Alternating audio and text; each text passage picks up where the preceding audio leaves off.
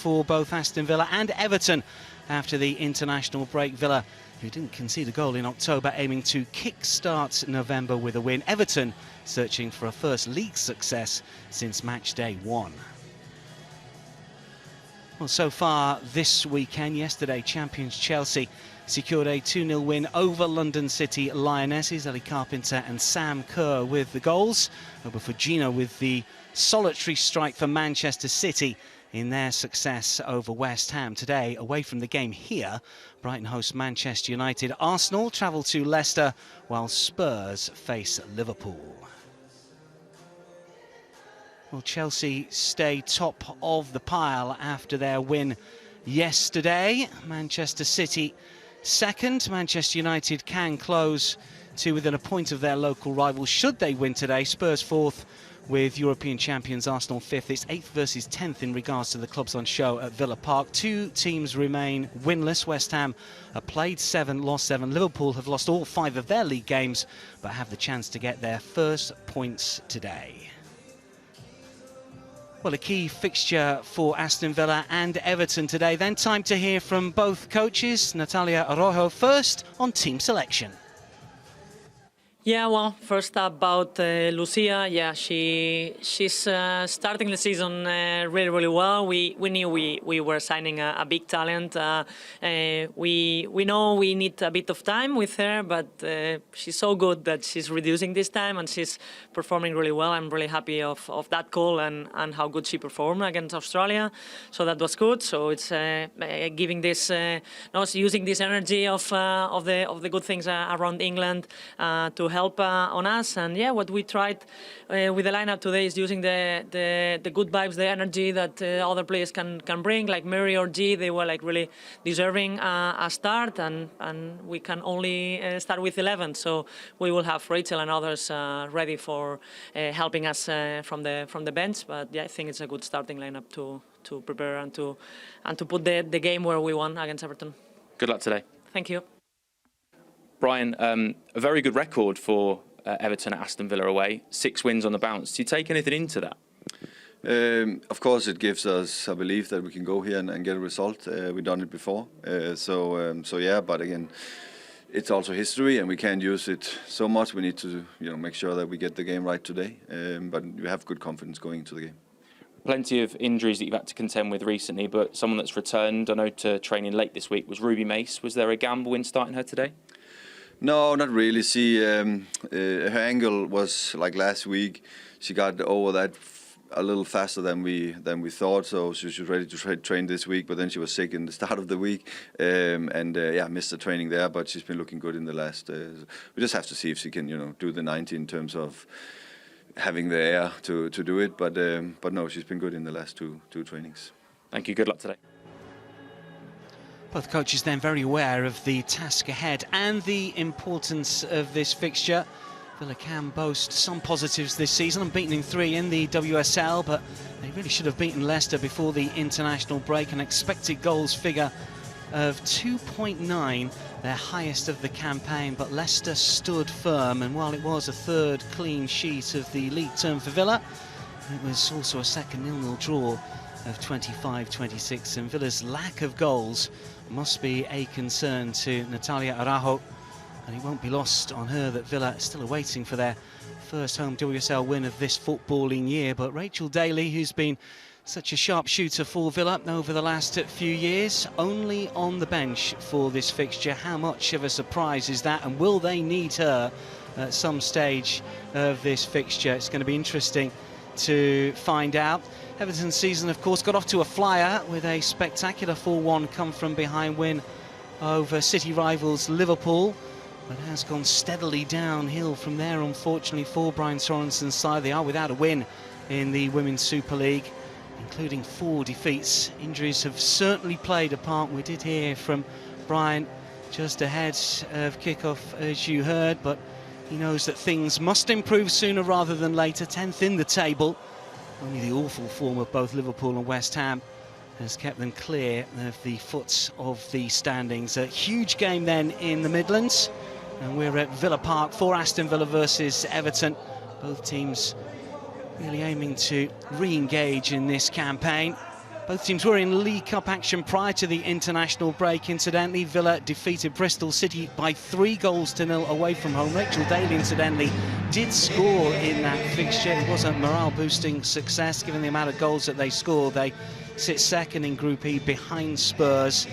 Everton, for their part in that particular competition, drew 1-1 with Nottingham Forest, but earned an extra point thanks to a shootout success and the really good form of Emily Ramsey, who of course is deputising at the moment for the injured Courtney Brosnan, who is first choice usually for Everton, but they really have had to deal with an awful lot of injuries, 9 on the treatment table over the course of the last few weeks. It's been difficult for those Everton fans who have travelled down south to Villa Park looking to see a rare win for their side this season. Incidentally, third in their group of 4, still with a fixture still to play. It's going to be difficult for them to qualify from that competition, but this is all about the Women's Super League, of course, this afternoon. Let's check on the teams for you. They'll make 4 changes to the side that drew 0-0 with Leicester last time out. Norma Ritz, Miri Taylor, Georgia Mullet and Kirsty Hansen all come into the starting lineup. For Taylor and Mullet, it's their first start in the WSL this term. Mullet was on international duty for England's under-23s late last month. Rachel Daly, as we mentioned, is only on the bench for this fixture. As for Everton, they also made 4 alterations from their last WSL fixture, a 4-1 defeat at the hands of Manchester United. Rosa Van Hool, Tony Payne, Maz Pacheco and Kelly Gargo all return. Gargo a late sub for France in the Nations League semi-final first leg against Germany last month. For Tyler Bleu lost on aggregate. Amelia Vignola continues to lead the line, aiming to add to her 4 goals so far this term, all 4 of which, incidentally, have been scored away from home. So Villa favourites for sure, but Everton have been better away from home. Brian Sorensen will be hoping that his side can rediscover the sort of form that saw them secure that spectacular success against Liverpool on match day 1 this season. They were hoping it was the shape of things to come for the Merseysiders, but unfortunately for Everton, it's been anything but, and there is pressure mounting for sure on the Everton coach. Natalia Araujo, all smiles, certainly very good at the back. Just need to click a little further up the field. Our referee is Stacey Fullocks. It's her first Villa game of the season. She did take charge of that Everton defeat at the hands of Manchester United, though, so not necessarily a good omen for the away team this afternoon. So Everton taking us to Aston Villa at Villa Park, and interestingly the 2 teams are just switching sides ahead of kick-off here, both into a huddle ahead of kick-off. Aston Villa have rung the changes, certainly in attack. There is talent for sure. We see a Kendall who made a full England debut against Australia in that 3-0 success, promoted to the starting lineup. It's a 4th start of the season. Retains her place in the starting lineup. She has shown really good form this campaign. And as far as Everton are concerned, they will be hoping that Amelia Vignola can continue her really good form. 4 goals so far this season. She was signed from Granada in Spain in the summer. Only scored 3 in the Spanish top flight last term. Well, she's outdone that already. We're underway then. You're with Dan Roebuck and Molly May Sharp for Aston Villa versus Everton. Molly, Villa favourites, yet to win at home though so far this season in the WSL. Everton's performances have been better on their travels. Yeah, I think it's such an important game for both teams here. They both will look at this game and think that they want 3 points out of it. So I think it's going to be a great match-up, and we'll see who can come out on top. Everton will be looking to start promisingly. You do tend to think that when they've gone behind in games this season, they've made it difficult for themselves. They've been inconsistent, and Brian Sorensen has suggested that. We've already mentioned the injury issues, and it can't be easy, Molly, when Brian has to swap and change nearly every single game because of players on the treatment table. Yeah, it's tough when, you know, players are getting injured and having to maybe play people out of position. That really shows the character and the willingness of your players. It's definitely a positive thing if a player's able to step in and play position that's not, you know, usually theirs. You've got to be versatile, that is for sure. We've seen that across the Women's Super League this season. Early throw here for Pacheco to take. And she is again restored to the starting lineup for this fixture, having missed out in the previous game. And it's going to be fascinating to see how Villa play in advanced areas. Mullet will play it forward because Rachel Daly only on the bench. In some ways, Mullet, it's a bit of a surprise, but if you're not scoring goals, your place is always under threat. Doesn't matter who you are. Yeah, absolutely. And I think for Rach Daly, she'll obviously want to come back in the team and score goals, but, you know, not scored yet this season, which is tough for her. She's usually, like, she was a top scorer last season, so it is a bit unheard of that she's not kind of scoring, but she has taken a bit of a further back role in the team, maybe playing as a 10, which might have accounted for that. Interesting that the two teams did switch sides ahead of kick-off here. We just saw a glimpse of Emily Ramsey just a few moments ago with her hand just shielding from the sun. It might not be easy for the Everton keeper for the opening 45 minutes here. We'll see. You can see the shadow just creeping across that penalty area, but that might have been a clever call from Villa. Might need the cap on. Don't see keepers with caps that often these days. Might need a call to the bench. Here is Pacheco. And now it's back with Stanovic. And here is Emily Ramsey. And just a word, Molly, on Ramsey, because she's done pretty well since being thrust into the action because of the injury to Courtney Brosnan. Brosnan's such a good keeper. Ramsey made a couple of good penalty saves in the shootout against Forest in the League Cup recently. She's a good keeper. She is, yeah. She's taken on that role really well. You know, it's obviously quite difficult to come in when you're not the first keeper, but that's what every player wants. You know, they want to play, so she's taken her opportunity with both hands, and she's performed brilliant for this side so far. Taking a chance for sure for the start of the campaign for Emily Ramsey. Here is Gago, always full of running. Can she get the cross in here? Sliding challenge comes in. Well, I'm not quite sure that should be a corner, but Everton get it. Yeah, it didn't look like it, did it? I think she kind of missed when she slid in, but really good from Gago to drive inside, and she's forced the defender to slide in, but I don't think she actually got a foot on the ball in the end. Yeah, I think they're a bit fortunate here. Sliding challenge comes in. Any touch from the Villa player, I think, is after the ball have gone, but Everton get lucky. Can they make use of it? Short corner. Cleverly done. What about the delivery? Still 5 inside the box. It's going to bounce out. Good block from Mullet. And Everton will have to try again. Bit of a chance lost.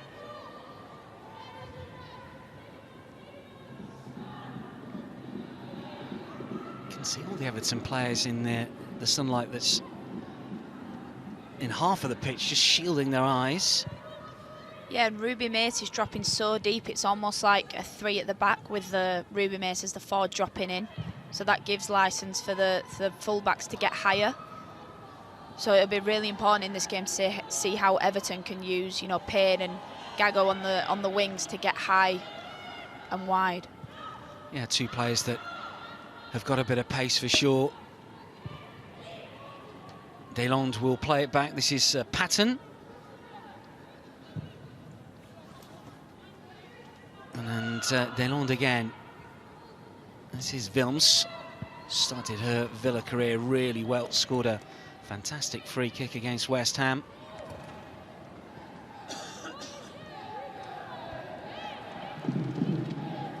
So 5 minutes in. And it's the sun that's the biggest issue at the moment. Stanovic's going to take this goal kick by the looks of things. Aston Villa, who started their season with a 0-0 draw against Brighton, then that 3-1 defeat at the hands of Chelsea. Good 1-1 draw at Arsenal, a very, very late leveler in that game before the 2-0 success over West Ham away from home. 0-0 draw against Leicester. Created so many chances in that game, a number of one-on-ones. They just were unable to take their opportunities. Here is Gago, though, for Everton, who, if anything, started the more positively, maybe. Yeah, I think Everton have done really well so far. They're managing to put a lot of passes together, which at the start of a game gives you so much confidence to grow into it. Cleverly done. Vignola joining in. This is Payne. Wheels inside the penalty area. It's come towards Gago, who looks to launch it back inside the box, and the header just over the top of the crossbar. Oh, that was an opportunity for Van Hool, and it was a good one as well. Good play from Everton. Yeah, great play. I think good ball from Payne to put it in, but I do think Gago needs to get, you know, back post. She's a left winger. She needs to get in there instead of putting the cross back in. She might have been the one to get on the end of it if she'd have kind of made a run diagonally to the back post. Yeah, maybe a little bit too timid. She did recycle, but you expect your sort of wide attacker maybe to be flying in on that. Van Hool, who hasn't scored yet since moving from Ajax in the summer, a Dutch under-23 international who played at that level for a country recently in games against Italy and Belgium, both draws. Promoted to the starting lineup for this game against Aston Villa and popping up in a really good area.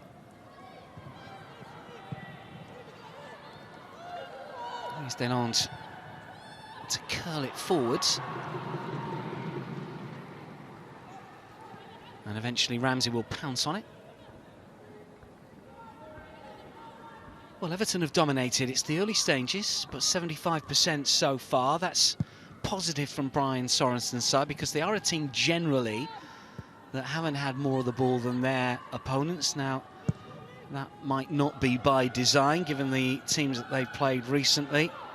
Obviously, the likes of Manchester United last time out, not really expected to have more of the ball, but their average possession this season is sub 50, as Villa's is, incidentally. You tend to think Villa are a team that might be made to play on the counter a little bit more. Gago was the central striker here. Wilms with a touch, he's giving it away.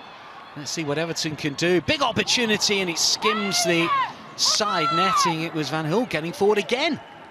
Yeah, really good play from Everton there. They've played it really well, and they just seem to be on the front foot, first to everything. Great ball through there, and even when they lose it here, you know, Everton are the ones that are reacting, getting on the end of it, and Van Hool's been really positive in starting this game. She's done really well in the first 8-9 minutes here.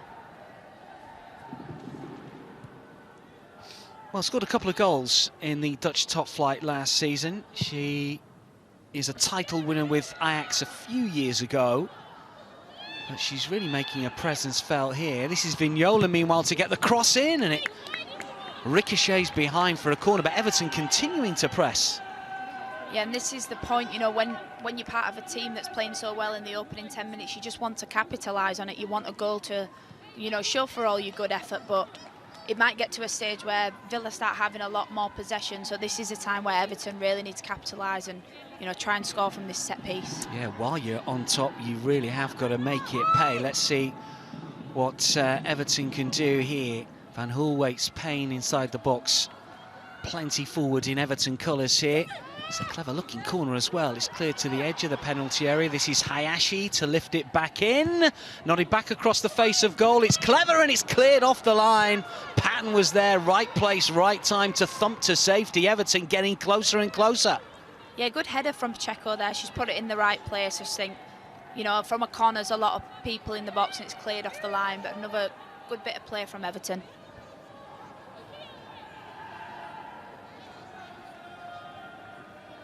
Hayashi to the back post. Aimed towards the corner. Pacheco unlucky. Clever again, Van Hool it was that played it to the right-hand side. Pacheco will leave it here, and this is Gago. Can she put the laces through it? She can! Everton deservedly in front. Well, incessant pressure in the opening 10 minutes at Villa Park, and that is thoroughly deserved because they've had a number of opportunities from the get-go, and it's Gago that takes one. Like you say, thoroughly deserved for Everton. They've really started this game off so fast, and great left-footed finish from Gago on the left-hand side, and puts Everton, rightly so, 1-0 up. Really good approach play. Gago this time a little closer in. She was under pressure, but she does more than enough to score here.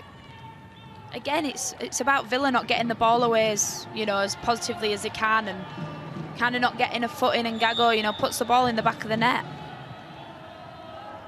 Makes you wonder why Everton have struggled so far this season, bar that win against Liverpool, of course. And Gago coming back into the side. There does look a good balance about the front three as well, doesn't there? Vignola's dropping a little deep, Payne's popping up right-hand side. Gago on this left has been involved. Definitely, I think it looks like they all work quite well together and they're all fine with kind of drifting into different spaces, which I think is really important as a front line. To be a bit of a tug on the shirt there, but play continues.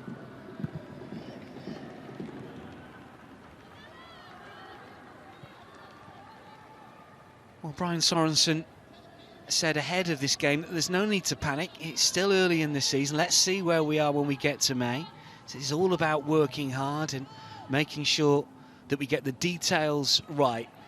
He knows that his team has got to be a little bit better, but he has seemingly got his team selection right. The attitude has been brilliant.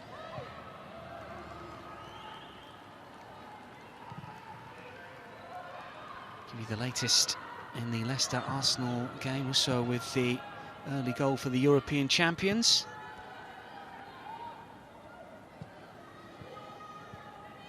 Well, Everton dominant. Hayashi flicks it forward. Referee has to get out the way. Villa just haven't been able to put their passes together. Here is Pacheco. Gago looking to show her strength. Without a win in 5 in the WSL, the defeat against Manchester United, a game in which they led, of course. Only to be beaten late on. All 4 of Manchester United's goals coming in the second half. Prior to that, a 1-1 draw with Leicester, beaten by Brighton and London City Lionesses, and of course Spurs. Bit of a surprise package, the latter this season in the WSL. The worst ball forward for Hansen to chase, but we've just not seen enough of the Villa attacking players. Yeah, that's the thing. Villa are not really getting the ball very high, so they've not given a chance to Mullet and Hansen to get on the ball, try and attack. So maybe it is, you know, a long ball up front, try and get something, and they've won a corner out the end of it. And I think Ruby Macy's actually playing as a centre-back, or she's playing as a forward and dropping in, but she's back there defending, you know, in that area. Delon to curl this one in as Aston Villa look to get back on terms. Up goes the signal. Packed 6-yard box, but it's short. Better angle maybe to deliver. It's going to spin over to the left-hand side. Kendall will win it back. This is Taylor. Kendall. Kearns, centre of the pitch. Haven't seen too much of her, or indeed any of the Villa players, in good areas just yet, but an opportunity here potentially. Hansen again lurking over on that left-hand side. He's got a brilliant goal against West Ham earlier this season. It's going to be a corner. Bit of a response here from Villa.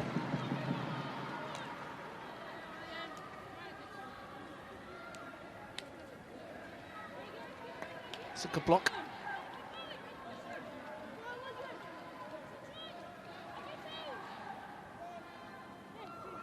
Kearns, who was on England duty in the friendly against Australia, gets the bottles out the way. Near post, not the worst delivery as well, and the header away is good enough. Maybe the counter is on with Gago. Always dynamic with the ball at her feet. This is Payne, likewise looking to turn and drive forwards. Pacheco's inside the penalty area here. If she can provide the cross, it's a good block. Villa have the opportunity to clear and do so. Kearns. Maltby.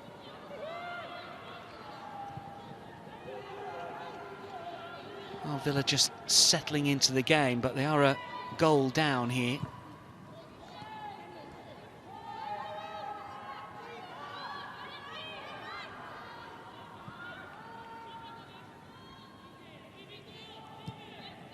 One thing from an Everton point of view, Molly, is that now you've gone in front, you've started so well, don't take the foot off. You know, keep trying to push forward. It looks like they've just taken a yard or two back. Yeah, absolutely. I think they've dropped off, but I think if you have the game, you know, take it to them. Go and score another goal. Try and score another two, get in half-time, you know. having been in a really good position, whereas here, if Villa get a chance and they take it, you know, it's back on level playing field. So Everton definitely need to get hold of the ball again and try and get an attack going. Villa having a little bit of a spell here.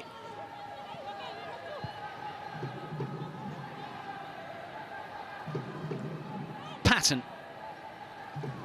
Wilms near side. Further wide right. Hansen plays it back. Wilms under pressure. Just about stays on her feet. That's going to be a throw and no more.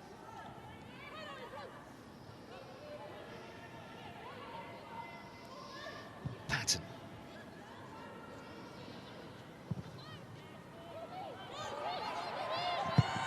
Won't be to curl in.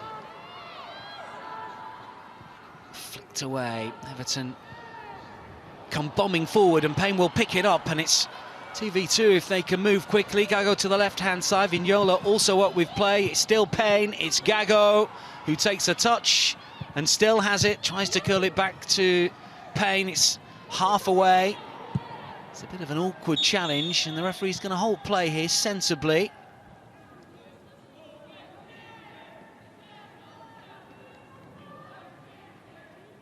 Maybe just a little bit of a clash of heads. There was a bit of a shoulder into the jaw there, wasn't there? Yeah, it looks like a bit of a nasty one there, but I'm sure she'll be okay. She needs a little check over from the physios. But after watching, you know, this first 17, 18 minutes, it definitely shows how in the WSL things can change so fast. And I think from playing in it, you can really get a feel of it only takes a team one chance to go up. And I think that shows how much the league's grown and how good the players actually are in this league. Natalia Rojo just surveying the scene here. She talked about the fact that her defenders have been aggressive this season. And she talked about the fact that if you can get that defensive shape right and you can keep clean sheets, it gives you the platform to win games. But they're a goal down here. Hopefully, looks like Miri Taylor's going to be okay. It's the first start of the season. Mainly used as a substitute last term as well. These are the stats through the opening 18 minutes. 4 shots, 2 on target, 3 key passes, more of the ball as well. Well, those numbers tell a very positive tale for Everton. Absolutely, it definitely shows that Aston Villa need to, you know, be getting forward a little bit more, and the fact that they've had 0 key passes shows that they haven't had, obviously, an opportunity to have a shot or go forward in a positive manner, but Everton are doing really well and are really making good use of the ball. Everton coming forward again. That's not the worst ball across the 6-yard box or just outside of it, but there was no one rushing to get on the end of that. But Everton are getting beyond Villa a little too easy for Natalia Rojo's thoughts, that's for sure. Hayashi, Pacheco, Gago, Pacheco again. Payne inside the 6-yard box waiting. And Hull as well. Plenty forwards here for Everton. Pacheco driving in between defenders, still going, eventually halted. Better from Kendall. And then D'Angelo, who will thump it forward. Awkward from Mace. You're right about Mace. Very much a defensive role, isn't it, today? But he's given Everton the platform. He's given those a little further forward to be a bit more expressive, maybe. Yeah, I think when you've got Gago and Payne, you want them on the wings instead of a wing back. So it looks like Everton obviously playing a 4 to give licence for them wingers to be high and wide. Won it with the ball in.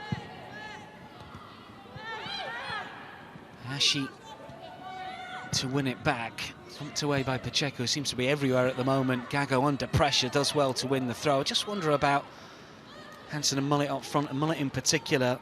Good player, good young player, as we just focus on the goal scorer, Kelly Gago, who was involved, of course, for France and the Nations League semi-finals recently. But when you're displacing Rachel Daly, it's a certain type of pressure. Yes, you've got your own opportunity, but you know that Rachel's on the bench here, and it's always a bit of a controversial call to bench your top goal scorer, as we mentioned right at the top of the game. But maybe Bullet and Hansen have got to get in the game a bit more. It's easier said than done, of course.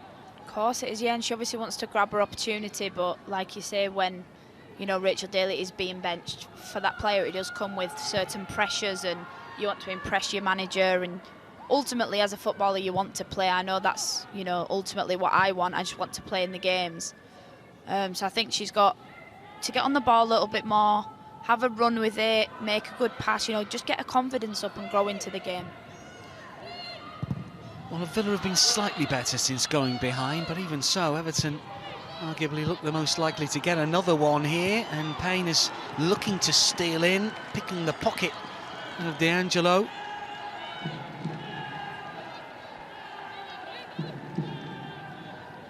Just a heavy touch from the keeper.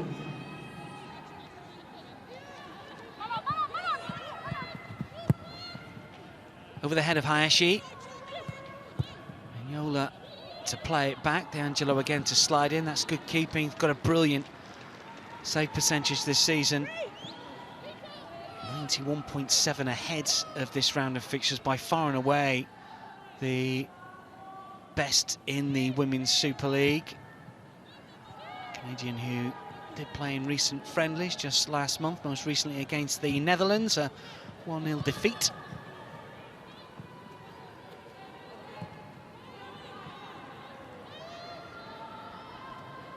Here is Mace.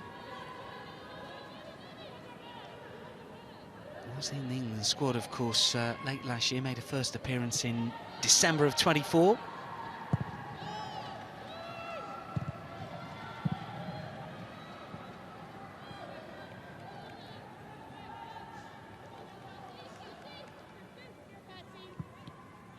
Well, Villa's last come from behind success was late last season when they were 2-1 down against West Ham away from home, 1-3-2. Their last one conceding for us was against Liverpool again late last campaign. That was away from home. So they are capable. Haven't seen it so far this term.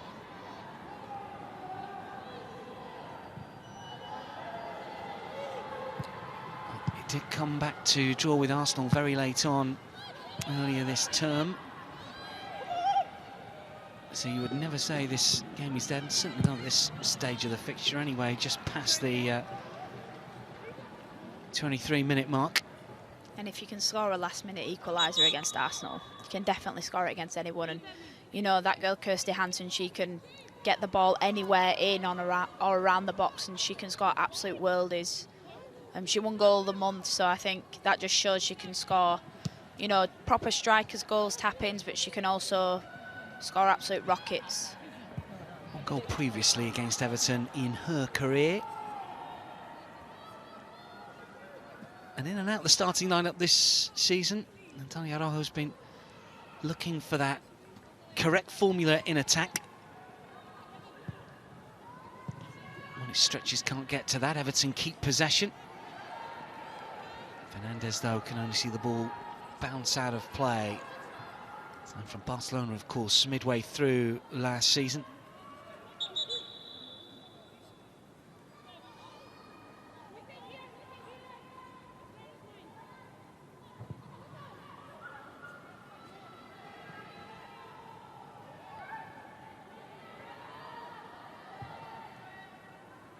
Kendall for Delons.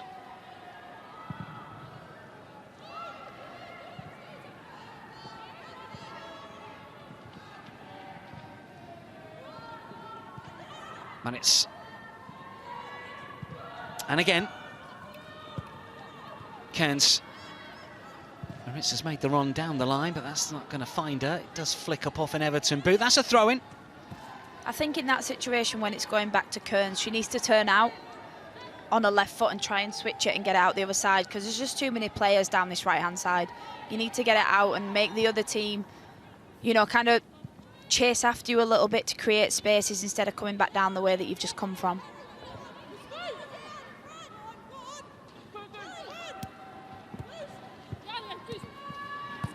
Wilms measures the cross. It's a good one as well. Nodded up into the air by Fernandez. Really good ball in. Villa battling away here on the edge of the Everton penalty area.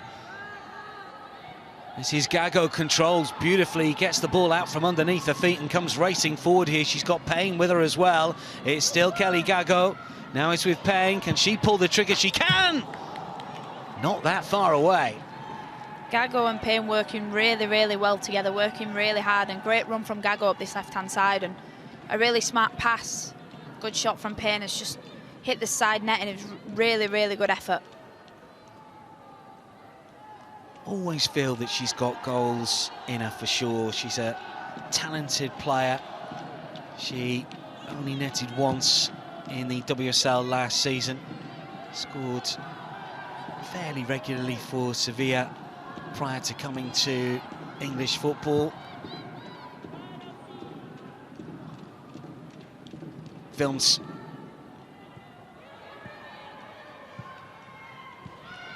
Picked off well in midfield. Everton come forward, and Gago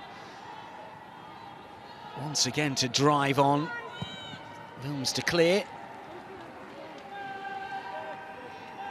What do you do with Gago? Do you get tighter to her? Do you allow her to run and try and match her stride for stride and hope that maybe there's a miscontrol? Brian Sorensen doesn't look particularly pleased, but he must be. I think you've got to try and force her down the wing so she's not anywhere near the goal, you know, get her away from danger. But as a defender, you've got to give yourself a yard. She's so fast. If you get super tight, she will just take a touch around you, and you either have to foul or she's gone at that point. Yeah, difficult for defenders. Well, that's a clever ball from Pacheco here, and it's a really good, brave goalkeeping block come save from D'Angelo. And we've got the Everton player down here. I think it's Van Hool Van Hool again. racing for it, wasn't it? She's done really well in getting through the midfield and making attacking runs, but she does look like to be in a little bit of pain here. It was awkward, wasn't it, really? And she was definitely caught. Not the fault of the keeper, who's got to try and make the challenge, make the block. Absolutely, that's the keeper's job in that situation. Get out to the ball, get big. Make sure that the player doesn't take a little touch round you, because then it is going to be a goal. But what a great ball from Pacheco there. Yeah, just try and take it around her. But D'Angelo is brave. Van Hool stretches. Doesn't quite get there first, does she? But it's those runs from midfield that have been very, very impressive from the Dutch player. She's had real influence on the game. She's sitting up, so hopefully she's okay. But that was awkward, and those can hurt. It looks like it's the right shin, maybe, that was just whacked into. Just a little bit of concern, maybe, for the Everton coach. You won't want to change things up just yet. Pacheco I've been really impressed with so far. Yeah, she played really well. She's really strong in possession, gets to the ball out of possession, and she's able to make them little, you know, them little darting passes that are really important, because ultimately that's a great opportunity for Everton, and just takes a little toe by Van Hool, and that's a goal. Everton supporters appreciative of Rosa Van Hool's work so far, and the fact that she's back upon her feet. Pacheco, of course, who was signed from Villa in the summer. A couple of assists on her debut in that win over Liverpool.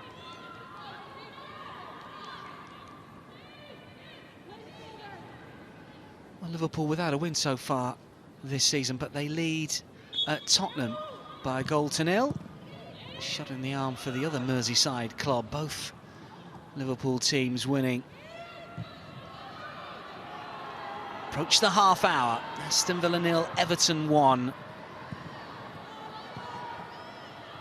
Wheeler intercepted. Payne with a clever ball. Fernandez getting forward. Gago on the move again here. She might be able to keep this one in play.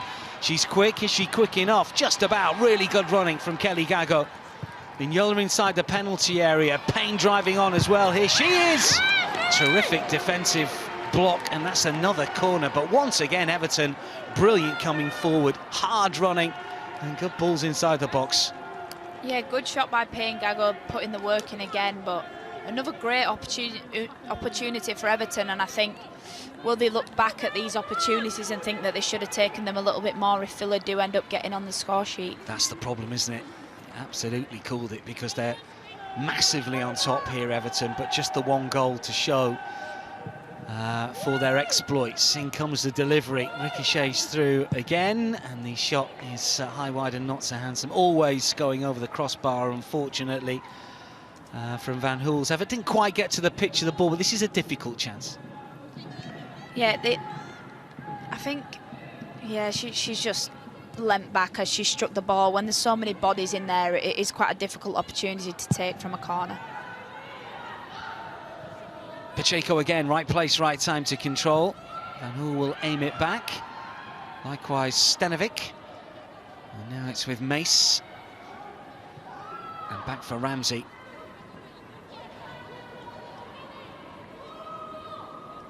Yet to register a clean sheet.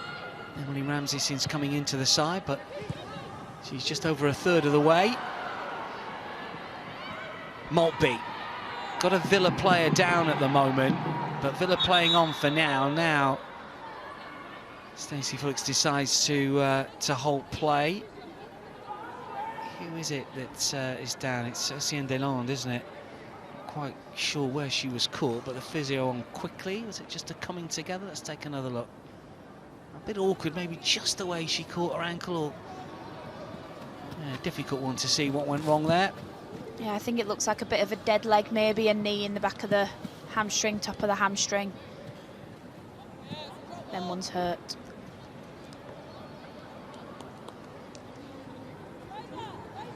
Instructions being given. Doesn't seem too concerned about the situation at the minute.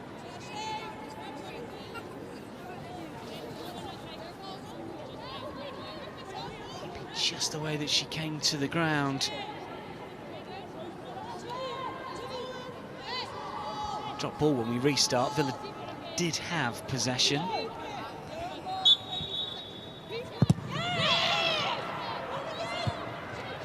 Maltby with a header.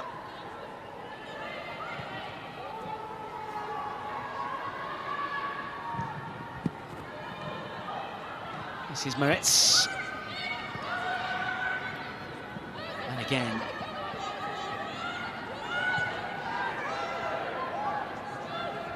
Kendall. With a little, Kearns rather, with a bit of space to work with here. Hansen with a run, she's taken off her toes. Moritz.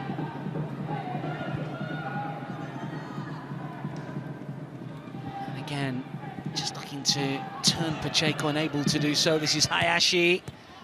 They'll win it back again. Missy Kearns to come forwards here. What can she do? Positive ball inside the box, but Everton have got players in good areas here. Pacheco slides in to win it back. Is there a counter on? There's always a counter on when Gago's in town. Wheeler.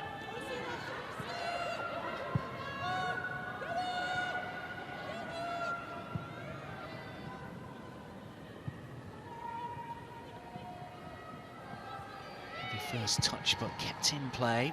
Van Hoel does well. This is Payne to try and chest it on. Moritz with a header. Mullet battles, here she is. Oh, it was Kearns rather than Mullet. Well, there's plenty of energy and industry from both of these sides. Bit of a midfield battle at the minute. Yeah, just looks a little bit scrappy in the midfield there. I think both teams struggling to put passes together, but I think it's because they're not switching it out as soon as they can. But a good spell of possession from Villa here, and they do look a little bit better on the ball, getting forward and trying to create some more opportunities. Well, can't get to that. Hansen chases it down. Pacheco has it. Good interception though from Kendall. Can she thread it through here? Not quite.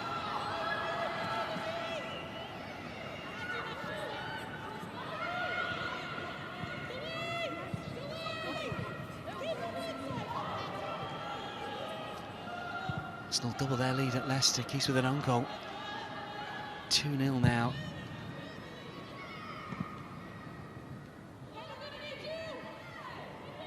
Gago loses out. Kendall flicks it forward. Kearns on the half turn. Has to play it back though here.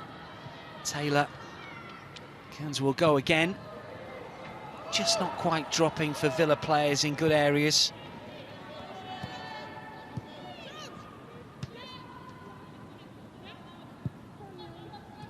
With an equaliser for Spurs, incidentally. 1-1 in that Spurs-Liverpool encounter.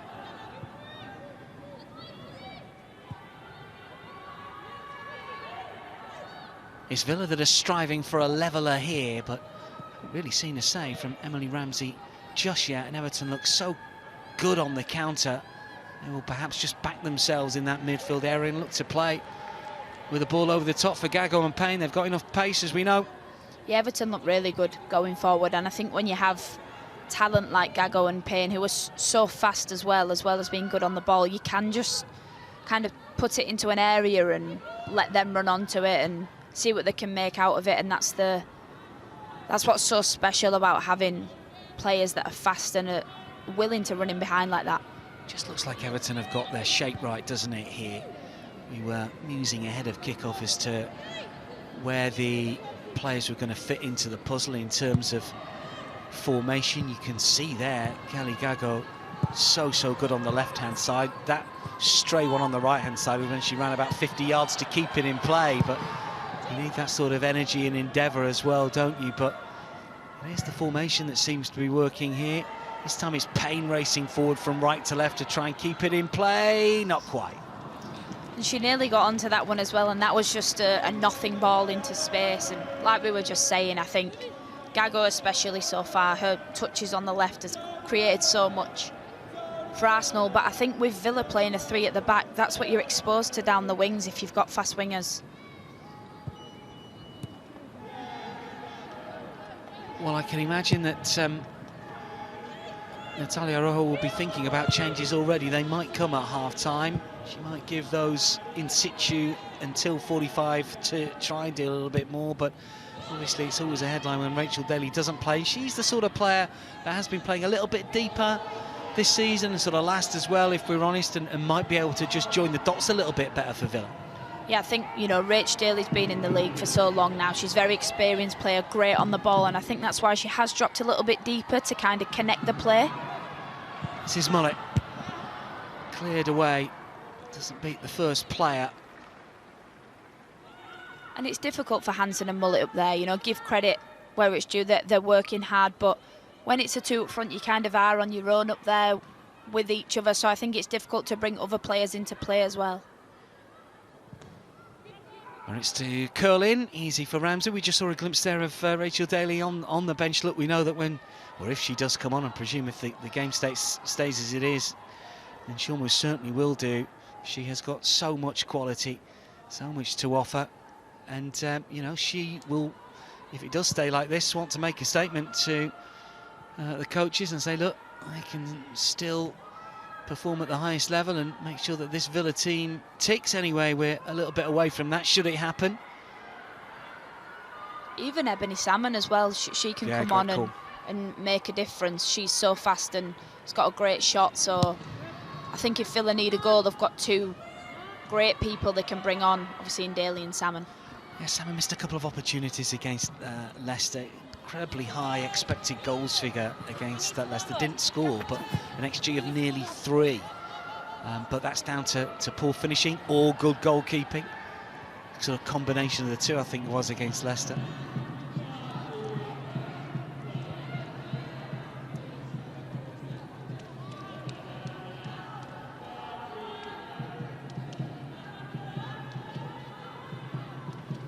You can see that the pattern is looking left and right, wants a bit of movement. There wasn't any. It's short towards Vils. Then back by Kendall.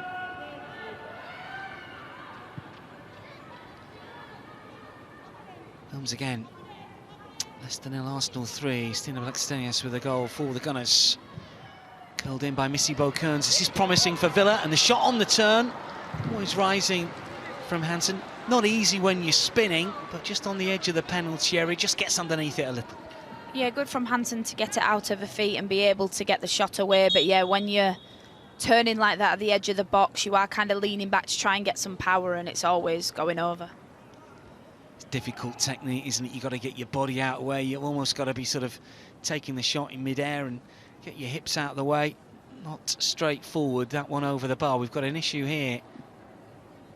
Maybe an alteration. Stanovic is the player that's down. Again, didn't see if there was an injury caused by contact from a Villa player. It might be some sort of muscle problem that she's been struggling with. She's not started every single game this season. 4th campaign at Everton now. She missed games last term because of a hamstring injury. Looks like this is hamstring as well. But, you know, she might have just tweaked it, or maybe a little bit of cramp. Seems unlikely this early in the game, but you never know. It's not been easy for Brian Sorensen. A lot of players who've been missing because of injury, some long-term as well. Laura Galley's still not back from a cruciate, and unfortunately we saw cruciates in the news as well, didn't we, this week? It's their injury that just affects the women's game, isn't it? It is. It's really unfortunate, you know, with the injuries, ACLs, MCLs. You know, it's an awful injury, and I've thankfully, touch wood, haven't experienced it, but I have teammates that have, and the process of getting back is savage. You know, it's at least 9 months, and it's just such an awful injury, and for any player to experience that is horrible. Yeah, we saw it unfortunately in midweek, and this has been a season where there's been a number of players, and talk about Villa, Jill Byings is out with an ACL as well at the minute. This not so serious by the looks, but still needing treatment. We'll see if Stanovic can continue.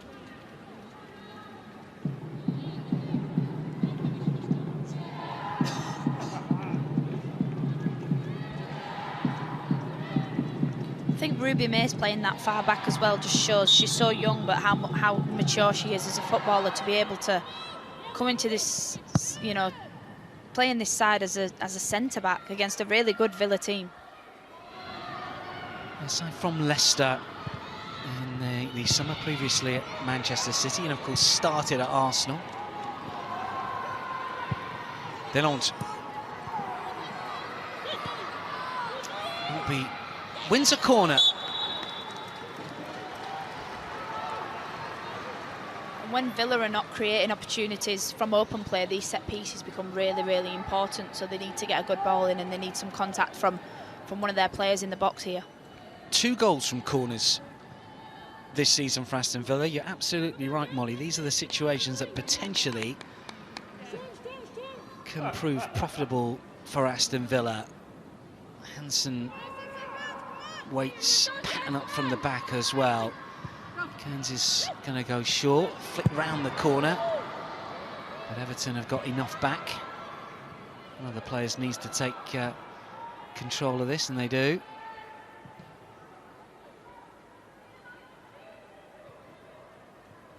Always feel for the centre halves when they make the journey forward and it goes short.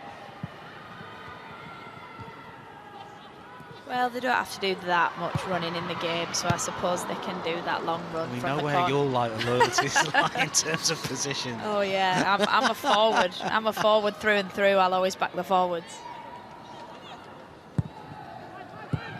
But from the corner, you know, if your centre backs are coming up, maybe you know, Missy Kearns should be putting it in the air to the centre backs to try and get something instead of, you know, what looked like a wasted corner there.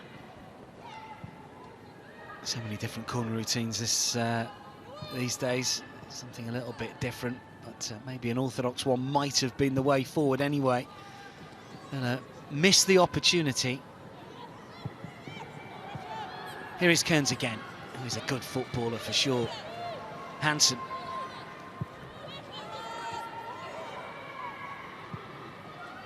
Films. Bit of pressure on that Everton penalty area. Maritz to curl towards the far post. It's good delivery. Hernandez with the header away. Kearns back to goal. That's good fast feet. The shot is blocked. As we tick beyond the 45, we've got 5 minutes of added on time, and Villa keen to get on with it here after a good spell. Yeah, I think they want to go into half-time, scoring a goal. You know, Kearns does really well here with the little pull back, and shame the shot's blocked, but a really good effort in there.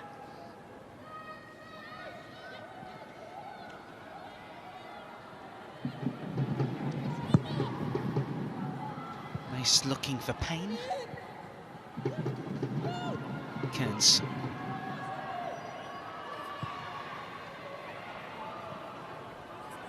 Films with an awkward touch, but she realises quickly, gets away from Gago.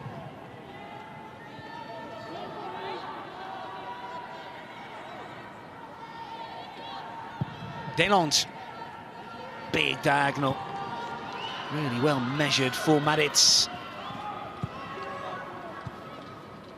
Villa just finding a bit of rhythm as the half draws to its conclusion. This is Maritz again.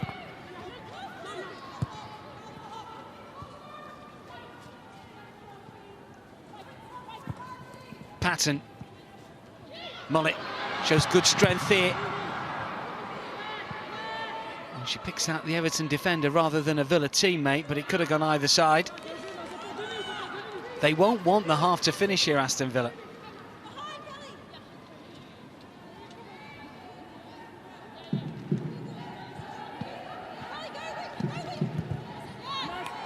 Another throw. Pacheco's done really well down that left-hand side against the right-sided players of Villa. Just beginning to see the likes of Maritz get forward a little more regularly.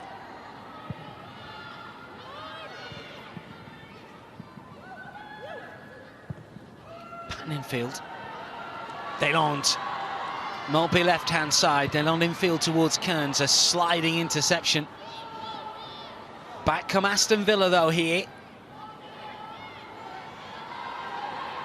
Everton with a lower and lower block. This is Hansen. It's a push forward, but just had too much juice on it. Yeah, she couldn't get it out of her feet there, Kirsty Hansen, could she? She tried to go back the same way, and I think she could have turned, but a bad touch meant she had to go back down that left-hand side. Well, coach knows that her side are on top here. Can they just push in the final couple of minutes of added on time to get a level? Everton keen to slow things down. Ramsey to thump it long. Villa have it again. Kearns calling for it. He tries to aim it infield. Wheeler's in the way. Here she is again. Gago on the move, but his second favourite to get to that. Fed back by Maritz for Wilms.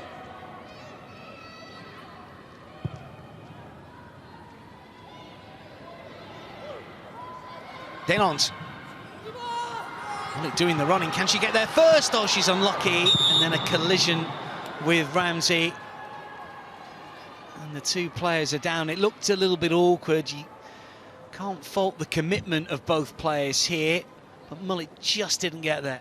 Yeah, I think, you know, in that situation, both players have the right to go and try get that ball, but Mullet is second to that one, and she does just take out Ramsey in the end, doesn't she? Looks like she got a bit of a knock to the head there. Just, I think it's Ramsey's elbow as it's come down from catching the ball. It's just caught the back of her head. Yeah, good spot. Just a glancing blow. Awkward one for the attacker. You can see the angle there. It spins out of the arms of Ramsey as well. I mean, she does get there first. Hopefully both players are going to be okay. It's not been easy, I think, for Georgia Mullet to get into the game, really, but as the half has worn on, she's been making some good, clever runs. She has, yeah, and as a two up front, you need to be willing to make them runs into the wide areas. She's not done badly. I mean, she's done well. She was just growing to the game, I feel, and I think if she comes back out in the second half, she'll do even better. Yeah, did score against Bristol City in that League Cup success.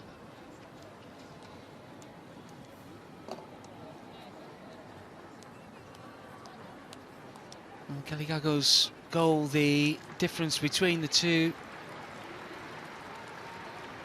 Good concentration here.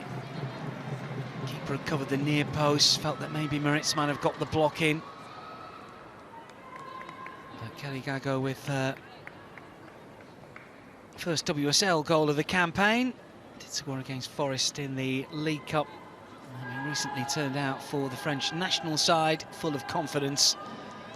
She was very much player of the opening half an hour or so, but Villa have been better the last 15, 20 as it is now of this first period.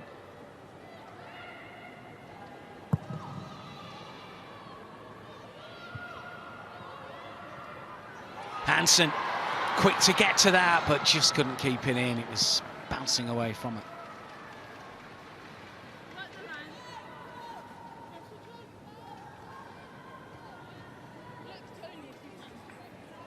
This might be the last act of a first half that Everton will be pleased with, obviously. Villa not so much, but Natalia Araujo would have seen her side respond to going a goal down by playing a little bit further up and giving Everton 1 or 2 problems, which in the opening 15-20 minutes or so we didn't see anything of. Fernandez slips underneath the studs.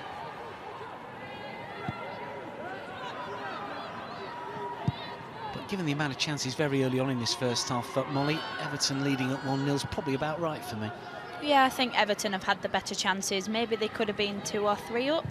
They've wasted a couple of really good opportunities, but yeah, Everton leading is definitely, you know, the state of the game at the moment, I think. Yeah, Villa have been better last 15, but haven't managed to find a leveller just yet. Referee is allowing a few more minutes to the added on 5. Obviously, we did have the injury to Ramsey and Mullet. Another check of the watch from the official. Still time, maybe. This is Kendall. Delonde. Maltby left-hand side. Hansen comes to the ball. Maltby still has it. Just get the cross to the far post. Maritz will chest it down. Lobs it back in. Big chance here taken! Mullet, right place, right time. In the 53rd minute of this first half. And Aston Villa had been pushing for an equaliser, and they have got one. Yeah, Mullet, the definition of a striker's goal there. You know, she thighs it in the back of the net, right place, right time, but great play from Villa in the last couple of minutes of this first half. And you're right, it's about just being in those positions here. It's a nice little lob ball in, though, isn't it, from Maritz? Yeah, who's marking Mullet, though? I think that's, you know, that's the questionable part from Everton. She's got away from a player unmarked and easily puts it in the back of the net there. Poacher's finish for sure, as Maritz will claim the assist. Everton defence went missing in action as Aston Villa grab a late leveller in this first half. Well, Mullet with the equaliser after Everton had dominated for much of the first half an hour, and just when we were talking about the fact that Gago's goal would be enough to send Everton in with a half-time lead, unfortunately, from a toughest point of view, Villa came up with a late leveller to make that half-time team talk a little easier for Natalia Araujo and not so much for Brian Sorensen. So, an intriguing opening 45 with plenty to come in the second period. At the break, though, it's Aston Villa 1, Everton 1.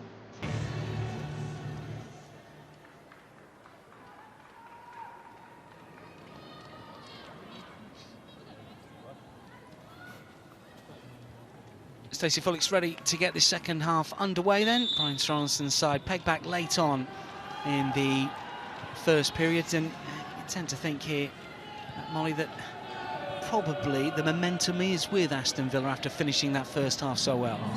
Yeah, I think, you know, going into the break, having just scored is a definite positive for Villa. I think they'll want to get started on the front foot and hope they can go and get a goal to put them in front.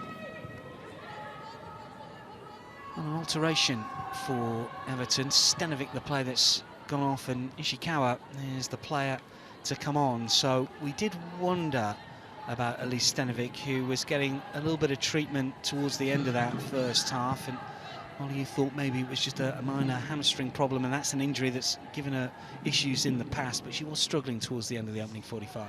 Yeah, it did look like it, and obviously when you've had a hamstring injury in the past, you know what it feels like. Whistle has gone because the flag was up, but that must have been fairly tight. Be an interesting one to see again. Maybe Mullet just making the move a split second too soon here.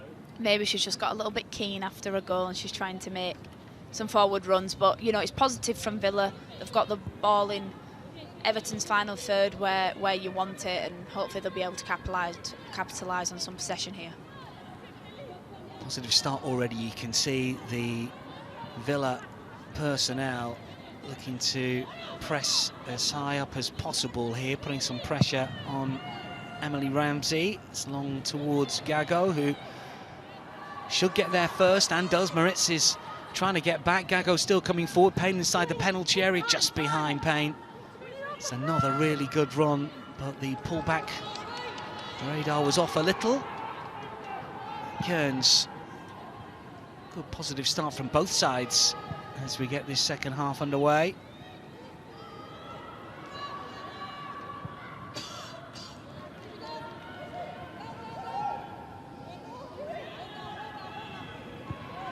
Delon for Maltby on this near side. And still going. Got the final touch on that.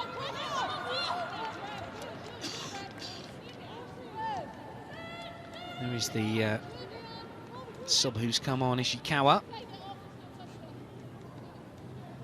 Maltby with a good run. Good step over, getting towards the byline. I think that should have been a corner, but it wasn't. I was just thinking, yeah, that should have been a corner. Gives Everton a chance to get on the ball here and try and get a bit of possession in Villa's half. Vignola battling. And Films with the defensive work.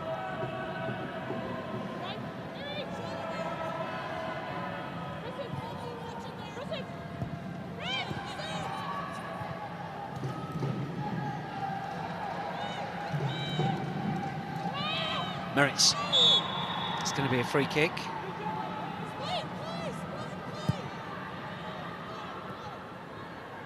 It's on top against Spurs in the League Cup. In a game that went to penalties, and a game that Villa were on the wrong side of in the end. Mullet, incidentally, missing the crucial spot kick in a 7-6 defeat in the shootout. Hadn't been seen in the Women's Super League since then, but her assist, of course, that led to the Aston Villa equaliser. And we do sense that when Villa start to play just that little bit quicker, play with a bit more intensity, a bit more snap in the pass, that they can cause Everton further issues. This is Mollet to keep it in play, does well. Pacheco, as ever, comes in. Well, Villa players not happy with that. A couple of calls that haven't gone their way. Oh, that's given away! And Everton get out of jail. That was a get out of jail, wasn't it? She kicked it straight to Kirsty Hansen there, and a better touch from Hansen, and that's Villa 2-1 up. Don't think we can blame Kirsty Hansen here. She does well sort of to guide it towards goal. You know what I mean? It's hard to take down, isn't it? Yeah. She does well to react. Yeah, I think she's tried to just kind of hit it first time. Not the worst effort, given the circumstances. Obviously, a ball wasn't meant for her. And Villa have got the bit between the teeth here. Kearns forward, this is Hansen.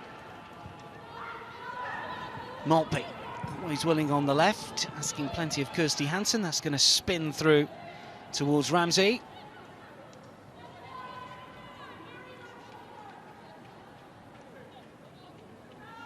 And Everton just slow things down a little. Well, given their run of form, would they take a point? Long way to go in this second half, but it's not been easy for them over the course of the campaign. They've been unlucky in a few fixtures as well. Gago. Oh. And it's Vilms who's down. What occurred here? Not really sure. I think it was just a coming together. I don't think, you know, I don't think that's a foul from Pacheco, if I'm being honest. I think she's just managed to get, you know, get on the ball, and she's gone in quite hard and obviously hurt Vilms in the process, but I don't think that should have been a free kick. Yeah, Gago was looking to take advantage. It was Pacheco that came and won the ball, but unfairly according to the officials. This is Delont.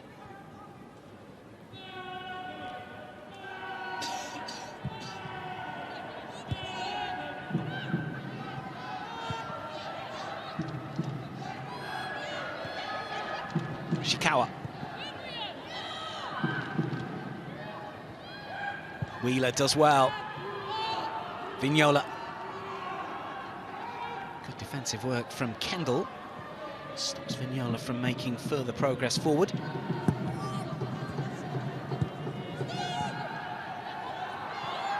Vignola again. looking for a free kick that didn't come. Ishikawa.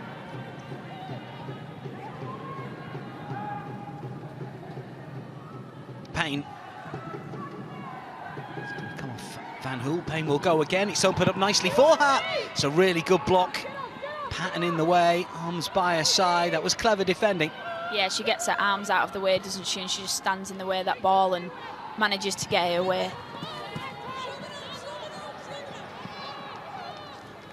Yeah, really good block from the centre half. It opened up nicely for Payne. I think she was maybe just trying to use Patton to curl beyond, but strikes the defender. And, you know, from playing against Anna Patton, she reads the game so well. She understands that centre-back role. You know, probably one of the best centre-backs in the league, actually.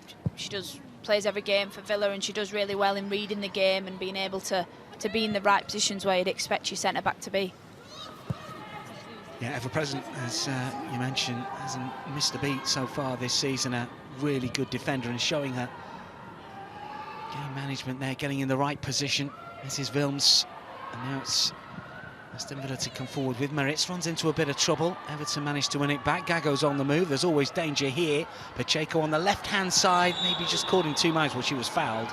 Payne was running infield, Pacheco out, and that's going to be a yellow card as well here. Yeah, I think Meritz knew what she was doing there, didn't she? A hand on the shoulder and drags her down because they don't want the counter-attack. Like we've said several times, you know, when you've got Gago and Payne, you don't want them to get away because they are just too fast. Hand on the shoulder, and she brought her down for a team, took the yellow card. Well, she's wrong side, that's the problem. Gago felt the contact. A yellow card issued. Mentioned that red card for her against Spurs. She's in the book here. Chance to pop this one towards the edge of the Villa penalty area. In comes the delivery. Bounces kindly for Villa to look to clear. Gaines's touch is good. She runs into Hashi. It's going to be a free kick Villa's way.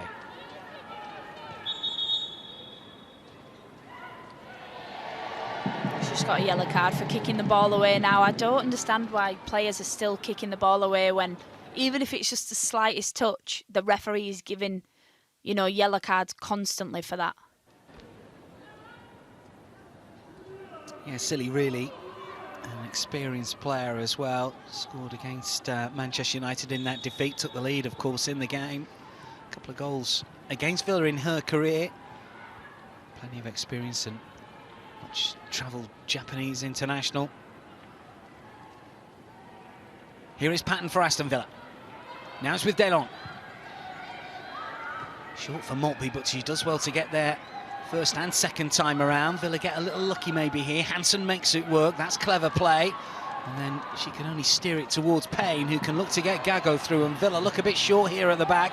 Gago is breaking forward. Vignola up in support as well. It's still Kelly Gago. A touch and a turn. Can she pull the trigger? Still going. Block from Patton. Terrific defensive work. Corner.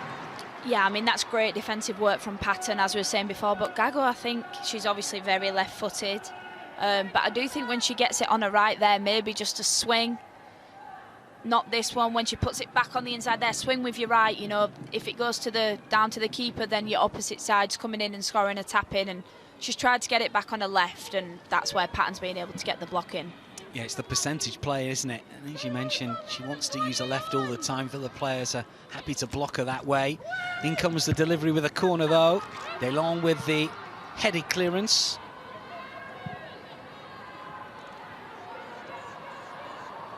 It's an Everton throw. Manchester United lead by 2 now against Brighton away from home. Aiming to nudge a little closer to the top 2 in the WSL standings.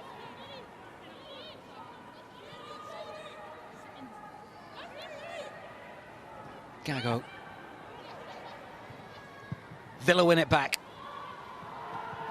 Kendall into the path of Maltby, always willing on this left-hand side. Look at Payne trying to get back here to help Everton's defensive order.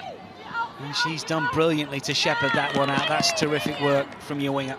Yeah, she's done really well there to help her right back, hasn't she? Payne getting back in, not only doing the attacking work that she needs to do, but getting in and stopping Maltby from getting one in behind there.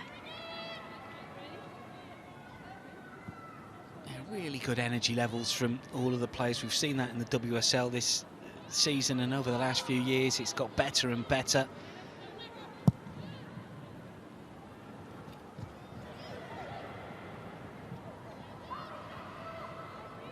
Pacheco.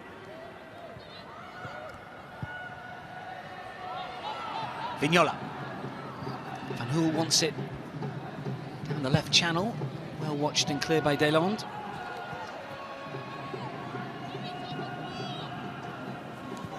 Nice touch. Van Hoel again. Everton putting their passes together once more. We expected Villa to come out the blocks in this second half, and although they had one or two good opportunities to put pressure on Emily Ramsey, Everton now having a little bit of a spell of their own. It's a bit of a momentum switch, and the space here for Vignola to break into. Payne right-hand side, Gago left. She goes for goal herself, and Patton is in the way. It's another block.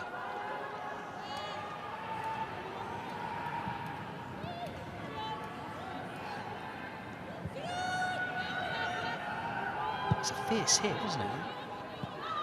Yeah, I think she's tried to get the keeper off a line, and she's hit it hard, and Anna Patton again in the right place at the right time to block that shot. Pacheco. Van Hoel. Gonna win it back, Hansen. It's going to slip all the way through to Ramsey. Now the Aston Villa press, but Everton looking to play through it, and Pacheco first time, good ball, great technique, and Gago as well, good running from Pacheco left-hand side. That combination play, Pacheco and Gago, although the move breaks down here, has been good to watch today. Wilms to go long, Mullet to show pace and determination. Hansen is calling for it inside the penalty area. Can she get there? Oh, that's a wonderful goal. That really is. Villa on the counter. And the attacking duo combined so well. Mullet showed pace and determination to get away from her marker. And the cross from the right was inch perfect. There was still plenty of work to be done. Steered into the corner. And Aston Villa have turned this around. Villa 2, Everton 1. Yeah, great link-up play there from the two strikers for Villa. They've done so well on transition. Mullet does really well here to take it in a stride, and she picks her head up. Kirsty Hansen points where she wants it, and I think that's just pure desire to want to get on the ball first, and she slides in, puts it in the back of the net, inch perfect, away from the keeper. Great finish from Kirsty Hansen. Well, very different to her first WSL goal of the campaign, but it's the hard yards put in from both of the attackers here. Really good running from the pair of them. Credit Wills as well from the ball over the top from the back. And, well, Rachel Daly applauds as the two strikers on the pitch, both are on the score sheet. And that's what you want from, you know, a goal and an assist for Mullet and a goal for your other striker Hansen. So, you know, that's when Arojo, has she done the right thing? You know, playing Mullet and Hansen, it looks like it so far. But it's justified, isn't it? And I was speculating, you're a bit too clever and you weren't, that maybe these two had failed after sort of half an hour or so and weren't really getting in the game. But look, coaches will know more than me, as will players. And the two up front have come good, but terrific combination play between the two. Yeah, good vision from Mullet as well to be able to put it on a, you know, in the perfect place for Hansen to just slide in and put it in the back of the net. Yeah, it's not easy. And we can sit and watch and think, well, it's a simple ball across. But we've seen enough pullbacks from both sets of players over the course of the first hour that have gone wayward. That one was brilliantly into the stride of Hansen. Still had to get there, still had to shrug off the Everton defender, make good contact and steer it on target. A lot of working parts. Once again,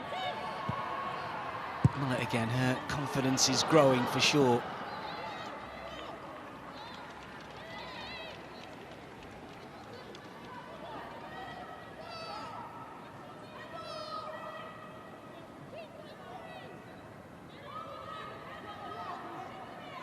And once again, Everton, having gone in front, find themselves trailing. It's a usual tale, unfortunately, recently in the WSL. We saw it against Manchester United last time out. An ability to keep a lead. And all them chances in the first half. Yeah, you called it. It's tough. It always happens as well. That's why I said, you know, when they're missing, when you have so much possession and you keep missing chances and you're only 1-0 up, when the other team then do score, it is a tale of, oh, if we'd have scored that chance, if we'd have scored this chance. Everton not out of it, though, and there's still plenty of time in this fixture to maybe get something from it. This is Payne breaking in! Well, it was a really good save from D'Angelo, but the whistle had gone. Yeah, I think she might have been offside on that second 1-2, maybe. I don't think there was a foul involved. Let's take another look at this. Not really going to be able to work out from this angle. Yeah, it's an offside, I think, on Payne when she gets this second ball back. She makes a little fake and running behind, and she's offside. But it's a good chance, good save from the keeper. You know, at that point, she doesn't know that she's going to be offside, so she needs to save it. Changes for Aston Villa, as you can see here. Hansen, the goal scorer, has gone off, and Emily Salmon is the player that has gone, that has come on. Salmon, who spurned opportunities in that game against Leicester. She did score against Chelsea earlier this season. Maritz, of course, on a card, the other player that has gone off. And Mailing, who did start the previous fixture, is on. So a couple of alterations there. Yeah, I think especially Salmon going into that striker position, it gives Villa a little bit something different because she is so fast. So they will be able to play balls further over the top for Salmon to run onto, just like she is now, because she is so fast. Yeah, she had a couple of one-on-ones against Leicester. Didn't manage to convert. But he's very much a threat.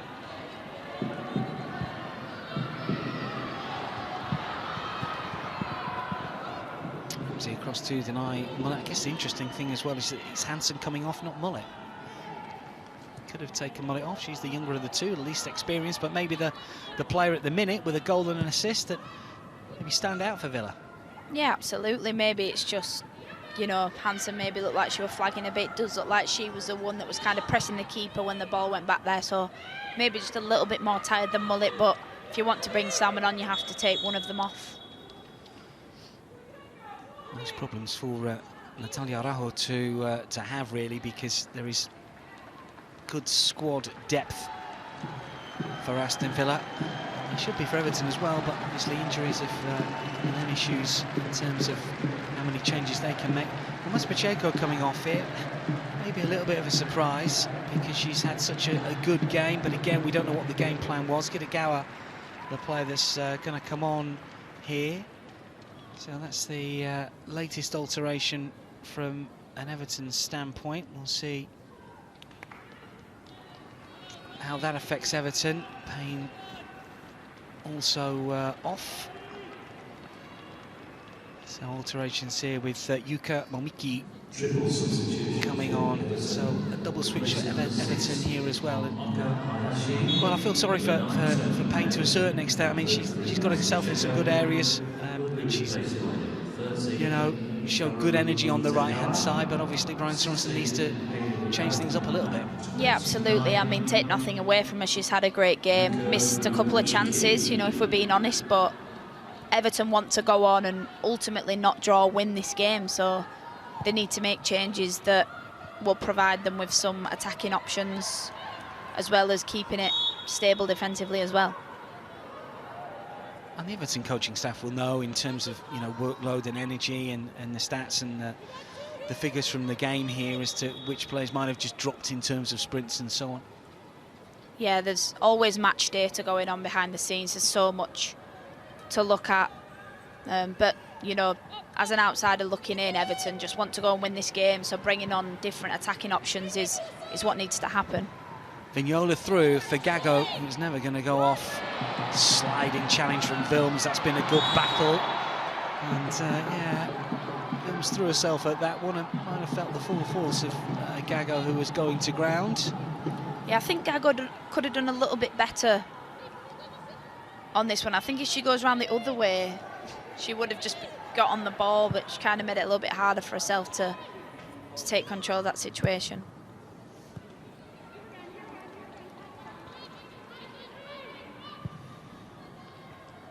Tottenham leading Liverpool by 2-1. Beth England with the latest Spurs goal.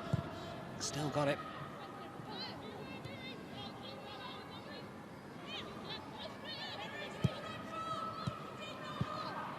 Well, who can stand up and be counted here for Everton? A goal up, but now 2-1 down. Game has been turned on its head. Villa have been patient and they've been good. 2 well-worked goals. Everton, though, with Van Hool to come forward for Brian Sorensen's side. Ishikawa to curl in. It's a corner. Yeah, they want to make the most of this set piece and try and get a shot on target here.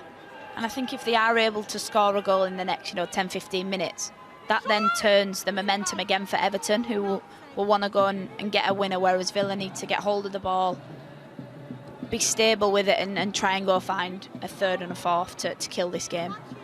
Yeah, all about game management. Different ambitions for the two here from 68 on. Corner, though, here for Everton, and the referee wants a word with a few players here. Does she? What's happened? I think it might just be a little warning if she sees any tugging or holding. She's going to give it. Nice to deliver. High inside the box, Gago stoops. Was that a Villa player got a touch on that? To be? Yeah, I think it was Lucia Kendall. Good marking from her at the back post on Gago, who's a hard player to mark, but she does well, and it does come off Lucia Kendall. I don't know how much she knows about it, but it does come off her in the end. You're absolutely right. She turned her head. She was more concerned about Gago, and yeah, it will be another corner. Right-hand side, Maisto with an outswinger maybe here. Floated towards the back post, and Gago again. Ishikawa is there. It's cleared away by Aston Villa. Villa bringing everybody back, which means they absolutely don't have an outlet. Curling effort into the corner. Everton are level. That is a wonderful strike here. Well, the technique from Kitagawa to curl into the corner. That's a beautiful goal, and you mentioned that Villa didn't have an out ball. It's come straight back at them, and it's curled beyond the keeper, and we're 2-2.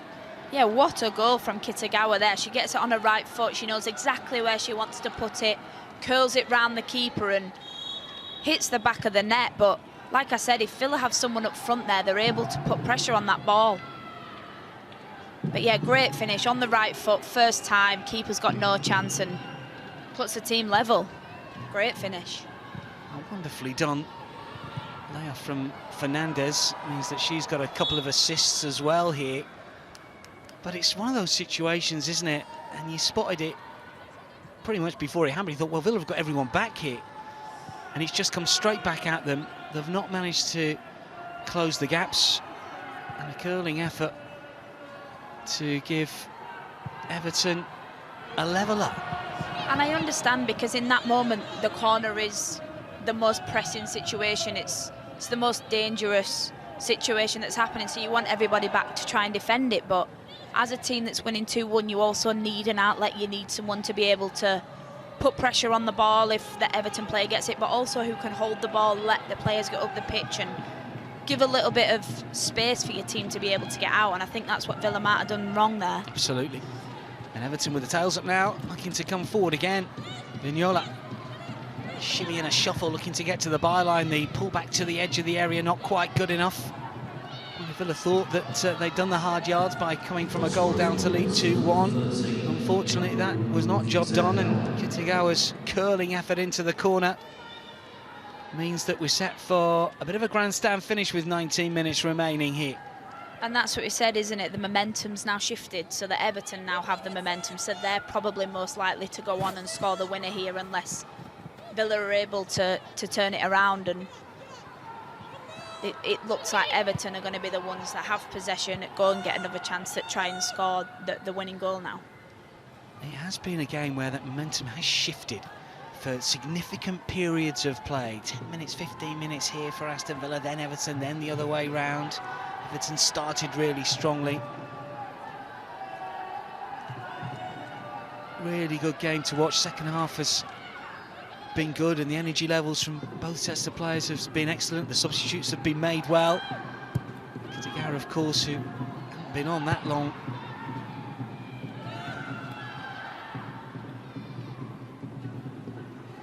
Scored in the League Cup against City. That was a defeat. This is her first WSL goal of the season.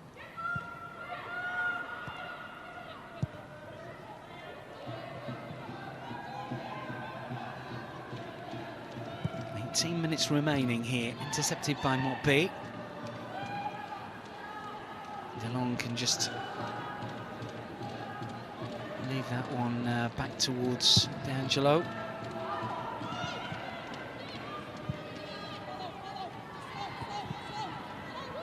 Salmon up against Martinez.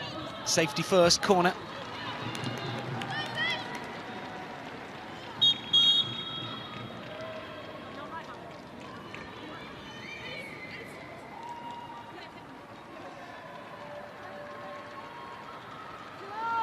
So Villa corner, and we are going to see an alteration. And as you can see, it's Miri Taylor who's going to come off. And we wondered when we would see Rachel Daly, and we thought it might be Rachel to the rescue after going a goal down. And we thought, well, we might not see minutes to influence where the points end up. Short corner towards the near post. Oh, it's an own goal! Oh, how unlucky. Villa lead by 3-2. And Ruby Mace, well, how is your luck? Because that was easily going to be saved. It was going straight into the arms of Ramsey, but it took a wicked deflection as she tried to clear. It was a wicked slice that just spun into the back of the net, away from Ramsey, and Villa lead by 3-2. Yeah, such a shame from Ruby Mace, because she's played brilliant in a position that's not hers. She's done brilliant at centre-back, and you can see she's furious with herself. But an intricate corner from Villa that's ended up in a goal and put them 3-2 up.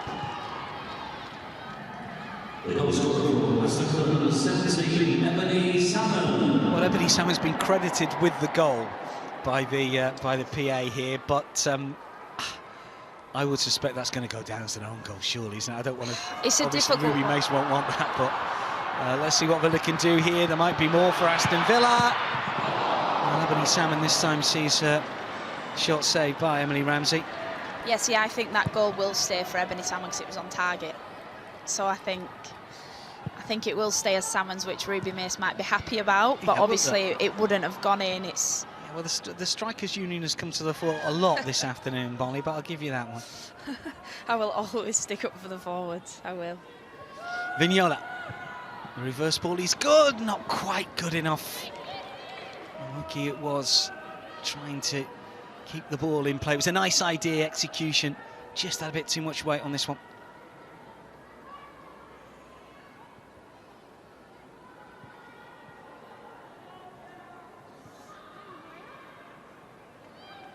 Our friends at Opta have given that to Ruby Mace own goal at the moment, but that's not to say it stays as it is. We'll take anything, you strikers, I know what you like. Oh no, we will. Vignola.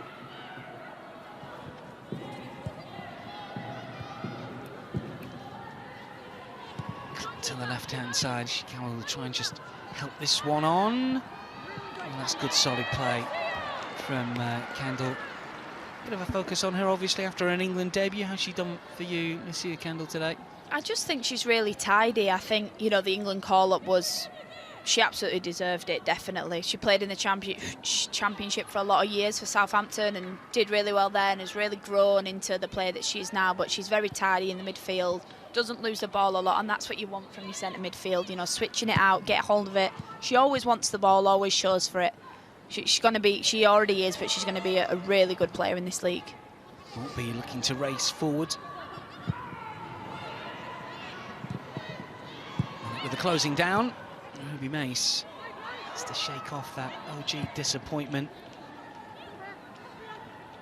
thought still swimming through her head, I would have thought, after that. So unlucky.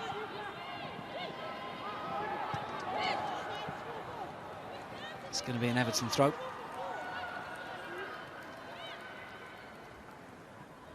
Natalia Rojo was talking about scoring more goals. Her side needed to do so after struggling in front of goal by and large this season. It's one of those situations where they probably deserve to have scored more. They scored 4 ahead of this fixture in the WSL from an expected goal figure of 7.2, so any regression would be upwards, you would have thought. Another goal in the game between Brighton and Manchester United. Brighton with Fran Kirby back in that one. Ooh, a little bit late. That's going to be a free kick.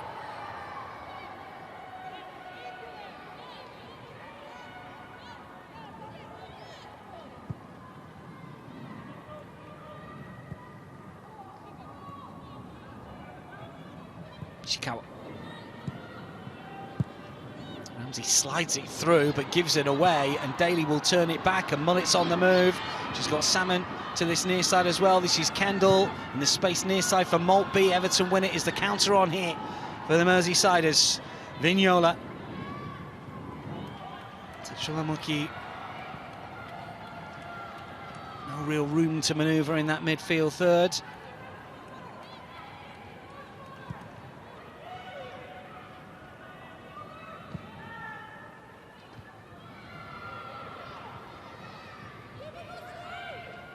This is Wheeler.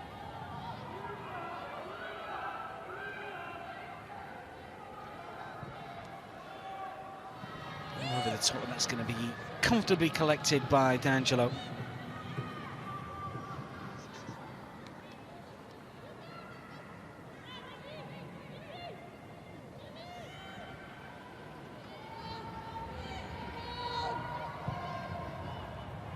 Salmon again looking to use a pace here. Calling for it. Salmon's gonna have it. This is Mullet, looks for the flick. Difficult opportunity. It's going to be kept in play and recycled. Cairns back for Deslandes, and now Patton.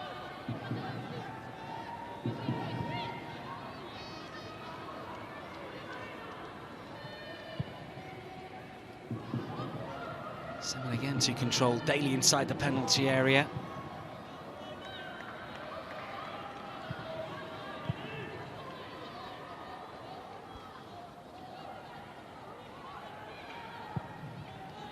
It's curled towards that right-hand side. Daly might get in round the back. It's cleared away. It was mainly, wasn't it, on that right flank previously. Leicester have managed to get a goal back here against Arsenal. 1-3.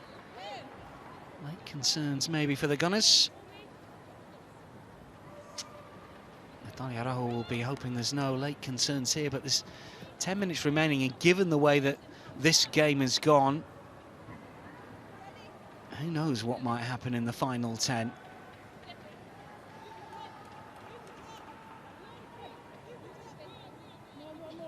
Villa throw.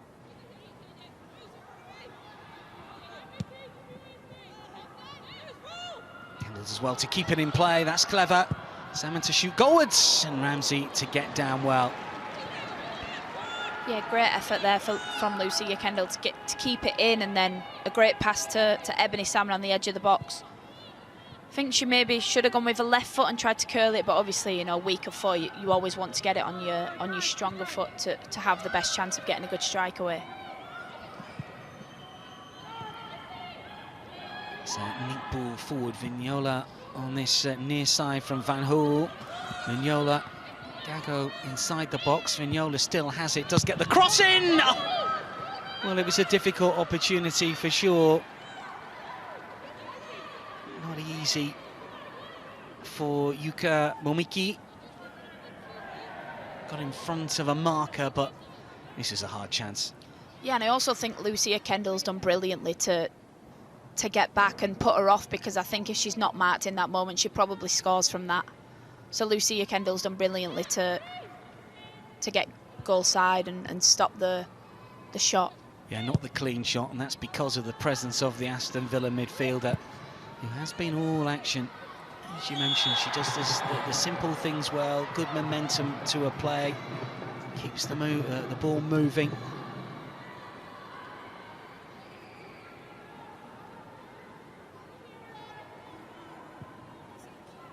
8 minutes remaining. Everton have got back to 2-2. Can they get back to 3-3? Cairns.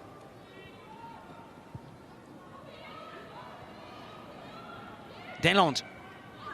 Maltby. Doesn't get enough on that. And Arsenal once again lead by 3. 4 goals to 1 now. Blackstenius with her second. We saw the Leicester goal scorer previously, but that game destined to end in an Arsenal win by the looks. Here is Cairns. I do think here, though, Molly, that neither side have really had complete control of this fixture, really. I know Everton were very good opening 20 minutes, but since then, both sides have had their own spells of pressure. Yeah, absolutely. I think both sides have had good chances. And I think, like you say, in that first 20 minutes, Everton should have probably been 2 or 3-0 up, and they'll look back on them chances, and if they do end up losing this game, they'll be really disappointed. But I think both teams have played fairly well. They've kept quite good possession and created some good opportunities. Vignola gets another go. Tries to side foot it through, but no joy.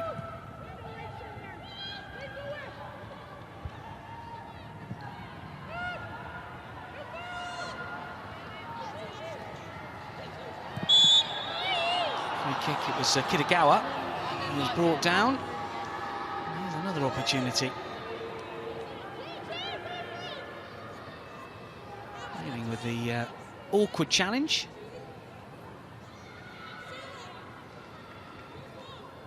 Well, Villa need to sharpen up in situations like this, because Everton have put Villa under good pressure from set pieces. Ruby Mace, maybe more than most in Everton colours here, will be desperate to try and get her team back on terms with 6 minutes remaining.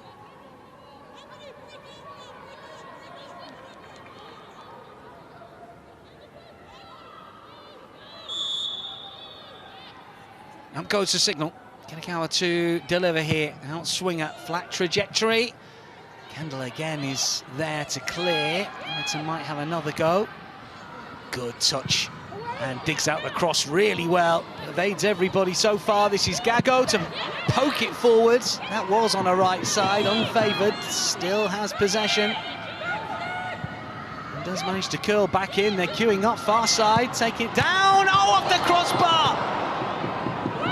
Gago again, maybe here, no. Is that Kitagawa again that took that one on? And Everton so unlucky not to get another leveller. And eventually the chance has gone. It was Ishikawa, I think, wasn't it, who got the shot away in the end? We'll just have to take another look at that. She took it down, but was denied by the frame of the goal. Yeah, good chance from Gago here as well. Patton again blocking in a really good position, and just off the crossbar, so close. Ishikawa it was. And the former Urawa player took it down brilliantly, but unfortunately saw the frame of the goal in her way.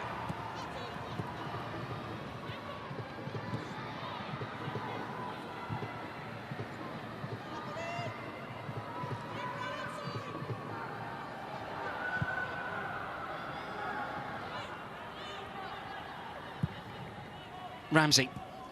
4 minutes remaining plus added on time. We've had the odd stoppage as well. We've had plenty of restarts for goals and indeed substitutions, so we might get 5 or 6, we'll see. Time enough for Everton to get another leveller, perhaps.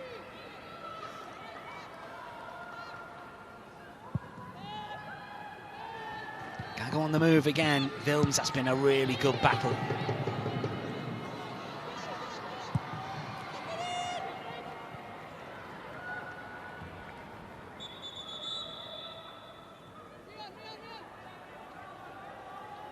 Frustration for Brian Sorensen. He said not to panic ahead of this fixture.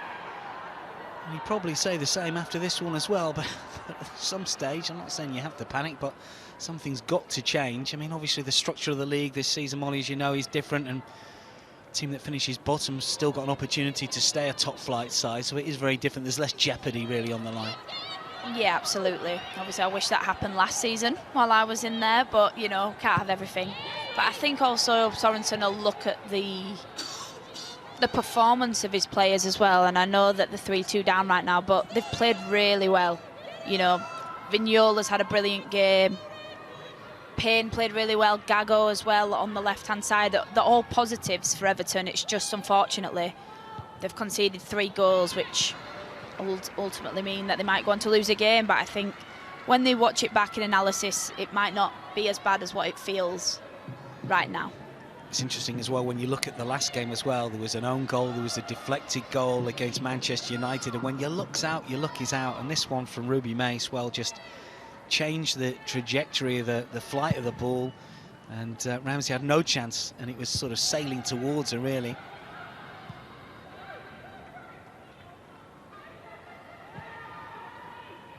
Speaking of Manchester United, they lead by 3-1. Nelson's has just extended United's lead.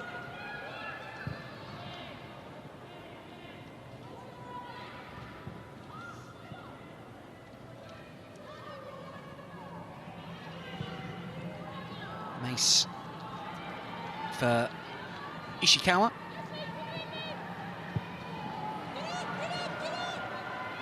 Wheeler. Gago.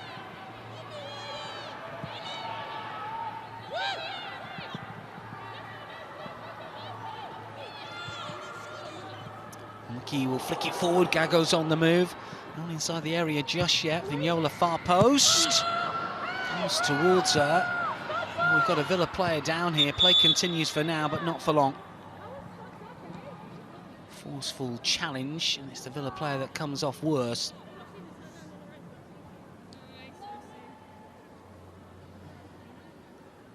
Good ball in here from Gago. Yola went for it and catches the Villa player. Is it Delon that's down?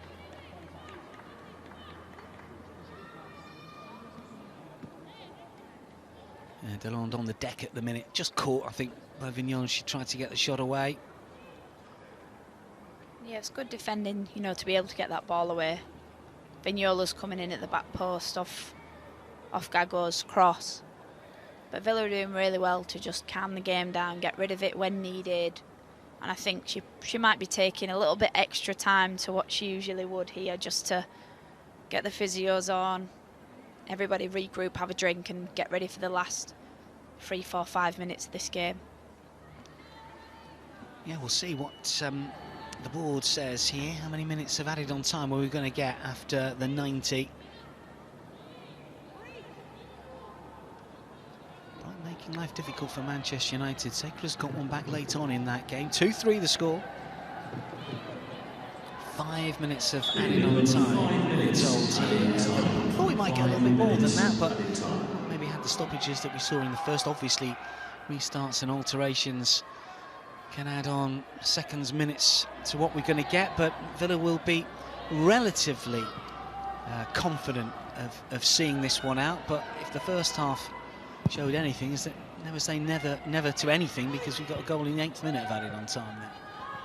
That's it, you can't stop in this league, you know, you have to defend till the very, very last second. Can Everton fashion one last opportunity here? They've got 4 minutes to do so. This is Wheeler to push it forward. Ishikawa in field. Momiki lays it off. Space on the left-hand side maybe here. Wheeler again with the run on the left flank, and it's here Kendall across, not for the first time here, and cleverly wins a throw. Yeah, that's a good call from the official. Well, time to get your player of the match, Molly. Well, as you can see, I've gone with Georgia Mullet. You know, I think a goal and an assist in a really important game for Villa, but it was a tough one between Gago as well, because she's played really well for Everton, but I think the 2 goals, like the goal and the assist, the pass to Kirst Hansen from Mullet was outstanding, so I think she deserves it today. First night in the WSL this season as well, and thoroughly enjoyed her performance and deserved winner for me. When you're under pressure, you're taking the place of Rachel Daly. You know that the spotlight's on you, you've got to perform. And she did just that.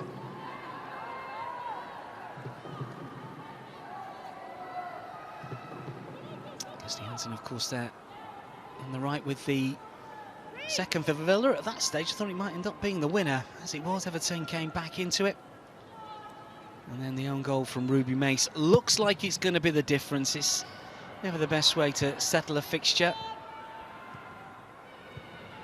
As Molly has suggested, Everton have got positives coming out of this fixture, but they haven't got any points. Or have they? Called it too soon in the first half. Vignola looking to get forward. No nonsense from Delon. Nodded back towards Vignola. And it's a claim from D'Angelo, who shouts loudest.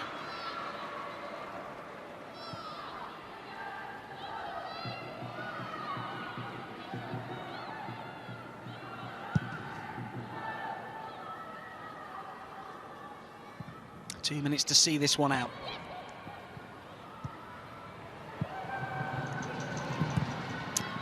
Just a touch, that'll do. Yeah, and Villa will be happy to just walk to this ball and take the throw in as slowly as possible to try and run this time down.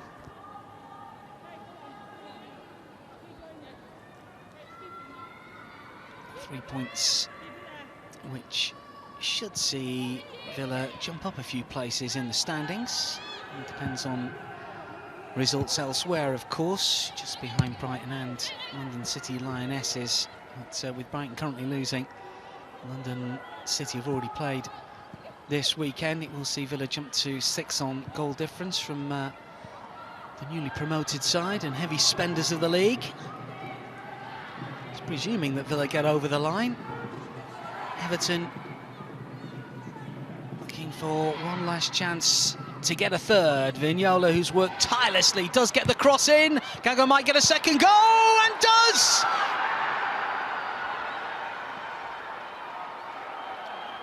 Well, with a minute of the added on 5 remaining, Vignola with the cross from the right-hand side, and Gago had 2 bites of the cherry, and those Everton travelling supporters will certainly celebrate a point, that's for sure.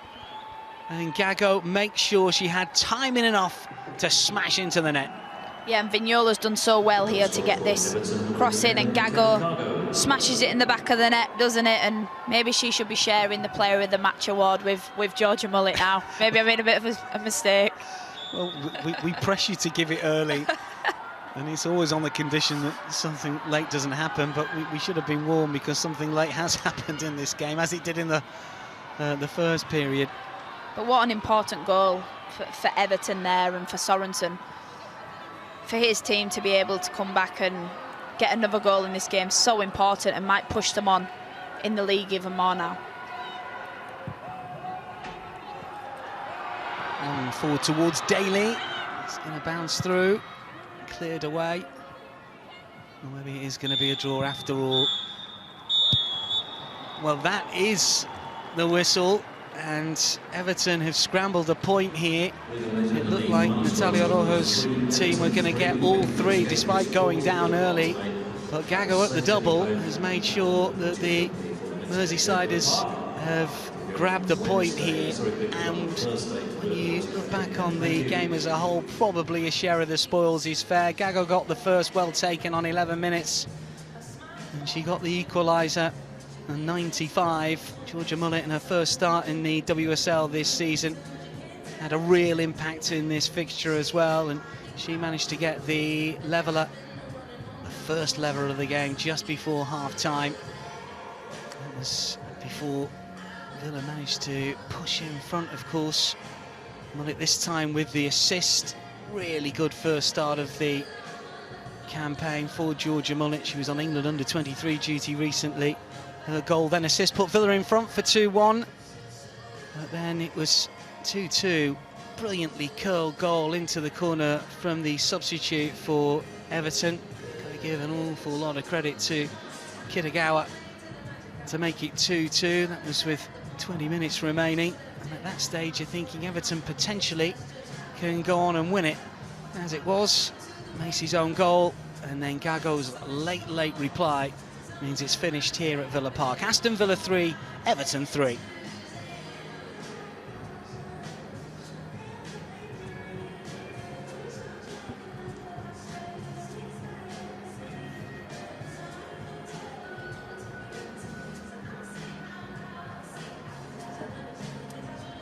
Well, in the end, Kirsty Hansen has to settle for a share of the spoils. And return to the starting lineup. Georgia Mullet there, the two that started the game for Aston Villa.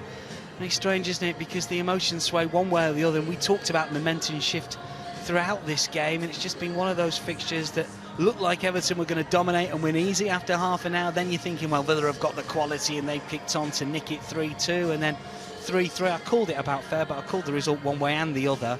I've got it wrong throughout the afternoon. Is 3-3 fair for you, Molly? I think in the end, looking at the game, yeah, it probably is a fair result, a draw. You know, I think both teams played fairly well, kept good position, had good chances.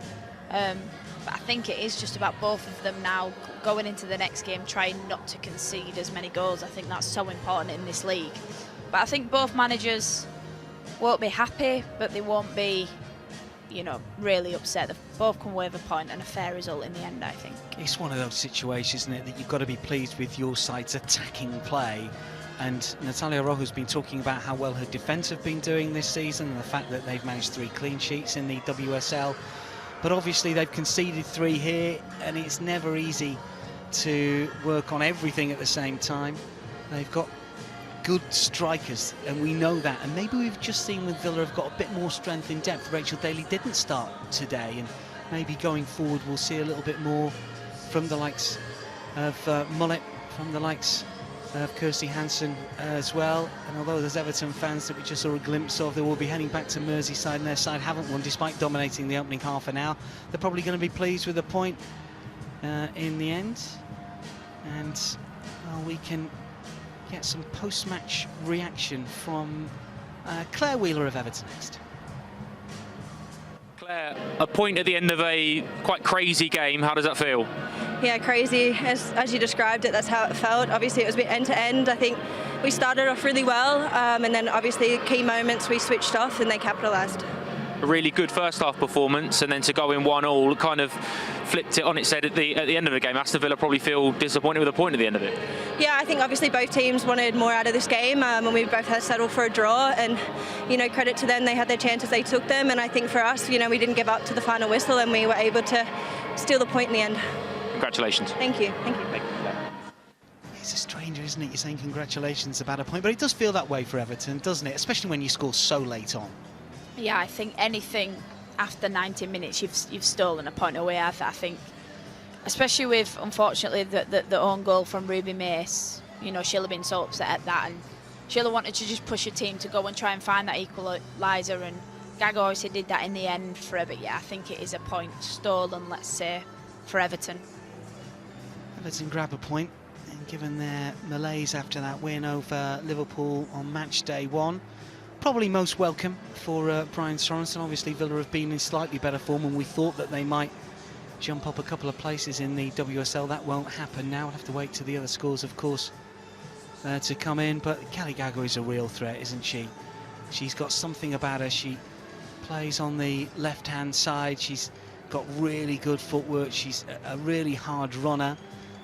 You mentioned Molly in commentary, she always wants to take it with her left foot. She might have to work a little bit on the right, but she's got a lot of quality, hasn't she? Absolutely, a super talent, and I think if she can maybe get that so she can cut in on the right foot, that gives her something totally different as well, because defenders will be looking at her now thinking, okay, she only wants it on the left, just put her on a right, and you can win it against her. But if she can start taking shots with her right, like she did, you know, she scored with her right in the end, her final goal. So I think great talent, great player, and a massive threat. Yeah, 2 goals from Kelly Gago. Let's take a look back at the match highlights for you from Villa Park. 2 teams sharing 6 goals here, and this the first of them. Yeah, great left-footed strike from Gago, as we said. She likes to put it on her left, but this time she puts it in the back of the net, and it's from Villa's bad defending, really, not being able to get it away, not marking in the box. Gago's able to get it on her left foot and slot it past the keeper really well. Aston Villa got back into the game in the 8th minute of added on time at the end of the first half. Neat finishing. Yeah, right place, right time, definitely. She puts it on her thigh, doesn't matter how they go in, but I think at that point in the game, you know, Everton wanted to get into half-time 1-0, and Mullet does really well to put a team level. Yeah, neat finish, right place, right time, and Mullet here with the assist. She gets ahead up, she knows what she wants to do. That's an inch-perfect ball and a great finish from Hansen. Absolutely, Hansen said exactly where she wants it. She's pointed and Mullet's put it on a plate for her, and Kirsty Hansen's done what she does best and puts it in the back of the net. Keeper's got no chance. Everton then were searching for an equaliser, and this is a cultured finish, isn't it, from Kitagawa, just curling it into the corner. Great right-footed finish. You know, Villa tried to get it away from the corner and Everton are able to come back, but she picks a spot, puts it in the back of the net, and it's such a good finish. This is a great finish, but not the one that Ruby Mace wanted.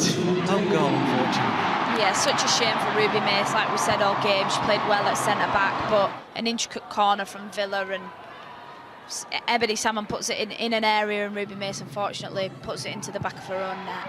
However, there was a twist right at the end. Kelly Gago with her second, and Everton's third to grab a share of the spoils. Yeah, Gago with the right-footed finish, right place, right time, able to snatch a draw for a team.